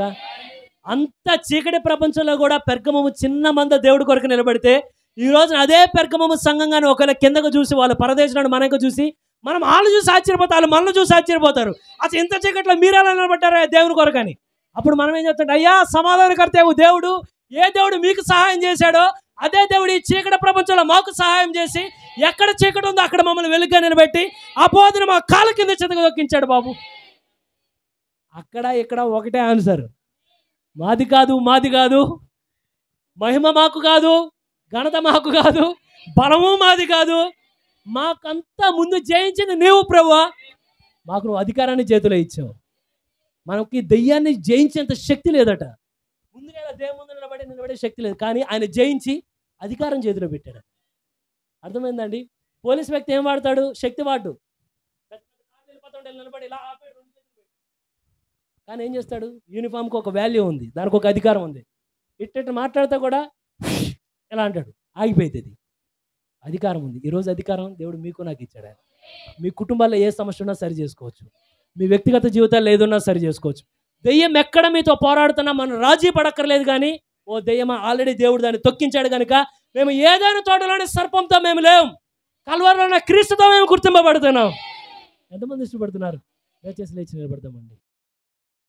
చాలును నాకు నా జీవితాంతము, వేరే ఆశ లేదు, నీవే నా ఆశ్రయం, వేరే ఆశ లేదు. నీవే నా ఆశ్రయం, నీ కృపయే చాలును నాకు. మనందరం మన తలలు ఉంచుదాం, మనందరం మన హృదయాలు ఉంచుదాం. బలిష్ఠుడైనటువంటి దేవుని యొక్క హస్తాల కింద మనల్ని మనం తగ్గించుకొని, ప్రభువా, ఆ కలువరిలో అపవాది యొక్క శిరస్సును నీవు పగులగొట్టావు. మా తండ్రి, ఆ ఆది ఘట సర్పాన్ని పాతాళంలోనికి వెళ్ళి వాని అధికారమంతా లాక్కొని బందీలుగా ఉన్న వారిని విడిపించి వాని యొక్క శిరస్సును చితుకదొక్కి ఉన్నావు. ఓ తండ్రి, అందరం బట్టి స్తోత్రాలయ్యా. ఈ రోజున చితుకదొక్కడానికి ధైర్యం ఇచ్చిన వాడవు నీవే. ఈ రోజున మేము పాపాన్ని తొక్కగలం, ఈ రోజున అవిశ్వాసాన్ని తొక్కగలం, ఈ రోజున చింతన మేము తొక్కగలం. ఎటువంటి సందేహం ఉన్నా వాటిని చితగా దొక్కేవారిగా నిలబెట్టుకున్న వాడవు నీవు. ఓ తండ్రి, వాటిని మా మీద అధికారంగా నీవు ఉంచలేవు కాదు, వాటన్నిటిని మా పాదాల దగ్గర పెట్టావు. మీరు చేసిన కార్యమును బట్టి, మీరు చేసిన త్యాగమును బట్టి, ఓ మీరు జయించడమే కాదు, ఓ ప్రభువా, జయించి మాకు విజయాన్ని అనుగ్రహించిన వాడవు. ఈ రోజున మేమేదో చేయడం కాదు, ముందుగా సమస్తమును నువ్వు చేసి ఉన్నావు. సమస్తమును చేసి మా పాదాల కింద పెట్టి ఉన్నావు. ఎంత ధన్యతని మేము కలిగి ఉన్నాం, ఎంత మేలుని మేము కలిగి ఉన్నాం, ఎంత ఆశీర్వాదం మేము కలిగి ఉన్నాం. ఓ ప్రభువా, అందును బట్టి స్తోత్రాలయ్యా, స్తోత్రాలు చెల్లిస్తున్నాం, స్తోత్రాలు చెల్లిస్తున్నాం. సమాధానకర్త యొక్క తండ్రి, నీకు వందనాలయ్యా. ఇప్పటి వరకు ఈ చిన్న వర్తమానంలో కూడా ప్రభువా, మరి ఎవరు హృదయాలైనా తాకబడి ఉంటే ప్రభువా, ఎవరైనా ఈ వాక్యంలో తమ్మును తాము గుర్తుంచుకొనగలిగి ఉంటే వారిని దీవించమని అడుగుచున్నామయ్యా, వారిని ఆశీర్వదించమని అడుగుచున్నామయ్యా. వాక్యంలో వారిని వారు చూసుకున్నట్లుగా దయ చూపించండి. నిజమే తండ్రి, ఇత్తడి సర్పమే ప్రభువా వారికి అంతా మేలుగా ఉంటే ప్రభువా, అసలు మేము వాస్తవంలోనికి వచ్చినప్పుడు ప్రభువా, ఇది ఎంత ధన్యకరమై ఉండినదో ప్రభువా, ఇది ఎంత స్వస్థతను ఇచ్చే కార్యమై ఉండినదో ప్రభువా, ఇది ఎంత విడుదలనిచ్చే కార్యమై ఉండినదో ప్రభువా. పడిపోవడము తండ్రి దెయ్యం చేయగలిగి ఉన్నాడు, కానీ తిరిగి లేపడం నీకు మాత్రమే సాధ్యం ప్రభువా. నువ్వు ఒక విమోచుడిగా నిన్ను రుజువుపరుచుకొని ఉన్నావు ప్రభువా. ఈ 3 సర్పములు తండ్రి, మరి ఇత్తడి సర్పం అయితే నౌష్టానుగా మారి ప్రభువా ప్రజల యొక్క నాయన మరలా వారి పాపములోనికి నెట్టివేసినది, కానీ నీవైతే ఆ పాపమునికి ఎన్నడూ సూచన కాదు కానీ ప్రభువా, నువ్వెన్నడూ పాపివి కూడా కాదు కానీ తండ్రి, నిన్ను ఆరాధించువారు అయ్యా వారు ధన్యులని నీ వాక్యం చెప్పుచున్నా తండ్రి. యెహోవాను తమకు దేవుడుగా కలిగిన జనులు ప్రభువా, వారు ధన్యులని నీ వాక్యం చెప్పుచా ఉన్నది. ఓ ప్రభువా, నీకు వందనాలు, స్తోత్రాలు తండ్రి. ఆ కలువరితో ఎల్లప్పుడూ మేము నిలబడినట్లు దయ చూపించండి. మరి ఇప్పటి వరకు మా పొరపాట్లు ఏమైనా ఉంటే ప్రభువా, ఈ క్షణం వరకు మా యొక్క అవిధేయత ఏది ఉండినప్పటికీ దయచేసి మీ రక్తములో కడిగివేయమని అడుగుచున్నామయ్యా. మరి ఆ సర్పమైతే రక్తాన్ని మలినం చేసినది, కానీ ప్రభువా నీవైతే మలినము లేని రక్తముతో వచ్చి ప్రభువా మమ్మల్ని శుద్ధులు చేయాలని కోరి ఉండినావు గనక మా ప్రతి చిన్న పాపాన్ని కడిగయ్యా, మా ప్రతి పెద్ద పాపాన్ని కడిగయ్యా, మా ప్రతి బలహీనతని కడగండి అయ్యా. ఏదో గొప్ప మర్మాలు వినడానికి కాదు కానీ తండ్రి, మమ్మల్ని మేము నిరూపించుకోవడానికి స్థలంలో వచ్చాం, వాక్యంలో మమ్మల్ని మేము చూసుకోవడానికి స్థలంలోనికి వచ్చినాం. దయచేసి నీ రక్తంతో మీరు కడగండి అయ్యా. ప్రతి అవిధేయతను మీరు మన్నించండి అయ్యా. కల్వరిలో దేని కొరకు ఆ త్యాగాన్ని చేసే ప్రభువా నీ గొప్ప కృపను చూపించి ఉండినావో, పౌలు చెప్పినట్లుగానే తండ్రి, ఆ కృప నిష్ఫలము కాలేదు, కానీ నేను ప్రభు కొరకు మరింత నేను ప్రయాసపడి తినేను తండ్రి. మేము నువ్వు ఇచ్చిన కృప కొరకు తిరిగి మీకు మేము ఏదైనా చెల్లించడానికి ప్రభువా మా జీవితంలో సమయం ఇవ్వాల్సిన సమయాల్లో ప్రభువా మమ్మల్ని మీరు ముందుకు నడిపించమని అడుగుచున్నామయ్యా. ఏదైనా మేము ఏ కార్యము చేయవలసి ఉండినప్పటికీ ప్రభువా, ఇక్కడ నిలబడిన యవనస్తులో ఏమి కోరుచున్నావో ప్రభువా, ఇక్కడ నిలబడిన స్త్రీలో నువ్వేమి కోరుచున్నావో ప్రభువా, ఇక్కడ నిలబడిన పురుషులను నువ్వేమి కోరుచున్నావో, మీ కృపను బట్టి తండ్రి నీ కొరకు వారు నిలబడినట్లుగా ఒకరోజు నీవు మా కొరకు నిలబడి ఉంటున్నావు ప్రభా, ఇది మేము నీ కొరకు నిలబడవలసిన సమయం ఏంటండగా నిలబడే శక్తిని మాకు అనుగ్రహించమని అడుగుచున్నాం. ఆ పెర్గము సంఘము చిన్న మంద ఎంత నమ్మకంగా ఉండి ఉన్నదో ప్రభా. చిన్న మంద భయపడకుడి అనే మాట అది అన్ని కాలాలకి సంబంధించినదైనది ప్రభా. అది నేడు మాకును సంబంధించిన కార్యమని మేము నమ్ముచున్నాం. మరి రానున్న దినాల్లోనూ తండ్రి మిగిలిన వాక్యమును వివరించడానికి అల్పనైన నీ దాసుని పట్ల దయచేసి మీ కనికరాన్ని చూపించండి. మరి వీరు నాయన మరి ఎంతమంది గ్రహించుకోగలిగి ఉంటున్నారో వారిని మీరు దీవించి ఆశీర్వదించండి. ఈ స్థలం నుండి తిరిగి వెళ్ళుచుండగా వారి కుటుంబాల్లో ఏ అక్కర్లున్నా దయచేసి తీర్చమని అడుగుచున్నామయ్యా. అయ్యా ఇత్తడి సర్పంగా ఉన్నప్పుడే నువ్వు స్వస్థతని చూడుంటే, ఇత్తడి సర్పంగా ఉన్నప్పుడే ప్రభువా అయ్యా విశ్వాసమును ప్రజల యొక్క విశ్వాసమును బట్టి వెనుకబడిన వారు కూడా తిరిగి నీలో నిలబడగలిగితే ఎన్ని మేలుకి ఈరోజు మేము పాత్రలమై ఉండి ఉన్నామో దాన్ని మేము గుర్తించగలిగినట్లు సహాయం దయచేయండి. మరలా మేమందరము సమాజంగా చేరు ప్రార్థించే వరకు శత్రు యొక్క శేషాన్ని మిగల్చకుండా ఆ రోజున ఇశ్రాయేలు చేసిన పనిని మేము ఈరోజు చేయకుండానట్లుగా నువ్వు ఏ విధంగా శత్రు శేషం మిగల్చకుండా ప్రభువా రాజీ పడకుండా శత్రు యొక్క తలను చితకదొక్కి ఉండినావో వాడు ఎంతో కోపంతో తిరిగే ఈ సమయంలో కూడా ప్రభువా వాడి ప్రతి కార్యాన్ని మేము చితకదొక్కడానికి తండ్రి మా నడకలో మా యొక్క మాటలో మా ప్రభువా ఏది ఏమైనా ప్రభువా నీకు ఇష్టంగా మమ్మల్ని మీరు మార్చమని అడుగుచున్నాం తండ్రి. ఈ చిన్న వాక్యాన్ని దీవించి ఈ ప్రజలు ఈ వాక్యమును అంగీకరించిన వారిని తండ్రి ఈ వాక్యం కొరకు నిలబడే శక్తినిచ్చి నడిపించమని ఈ ప్రార్థనని ప్రభువైన యేసుక్రీస్తు నామములో అడిగి వేడుకున్నాం తండ్రి. ప్రభువైన యేసుక్రీస్తు కృప మనకును పరిశుద్ధులందరికీ సదాకాలం తోడయ్యుండును గాక. God bless you. దేవుడు మేము దీవించును గాక. God bless.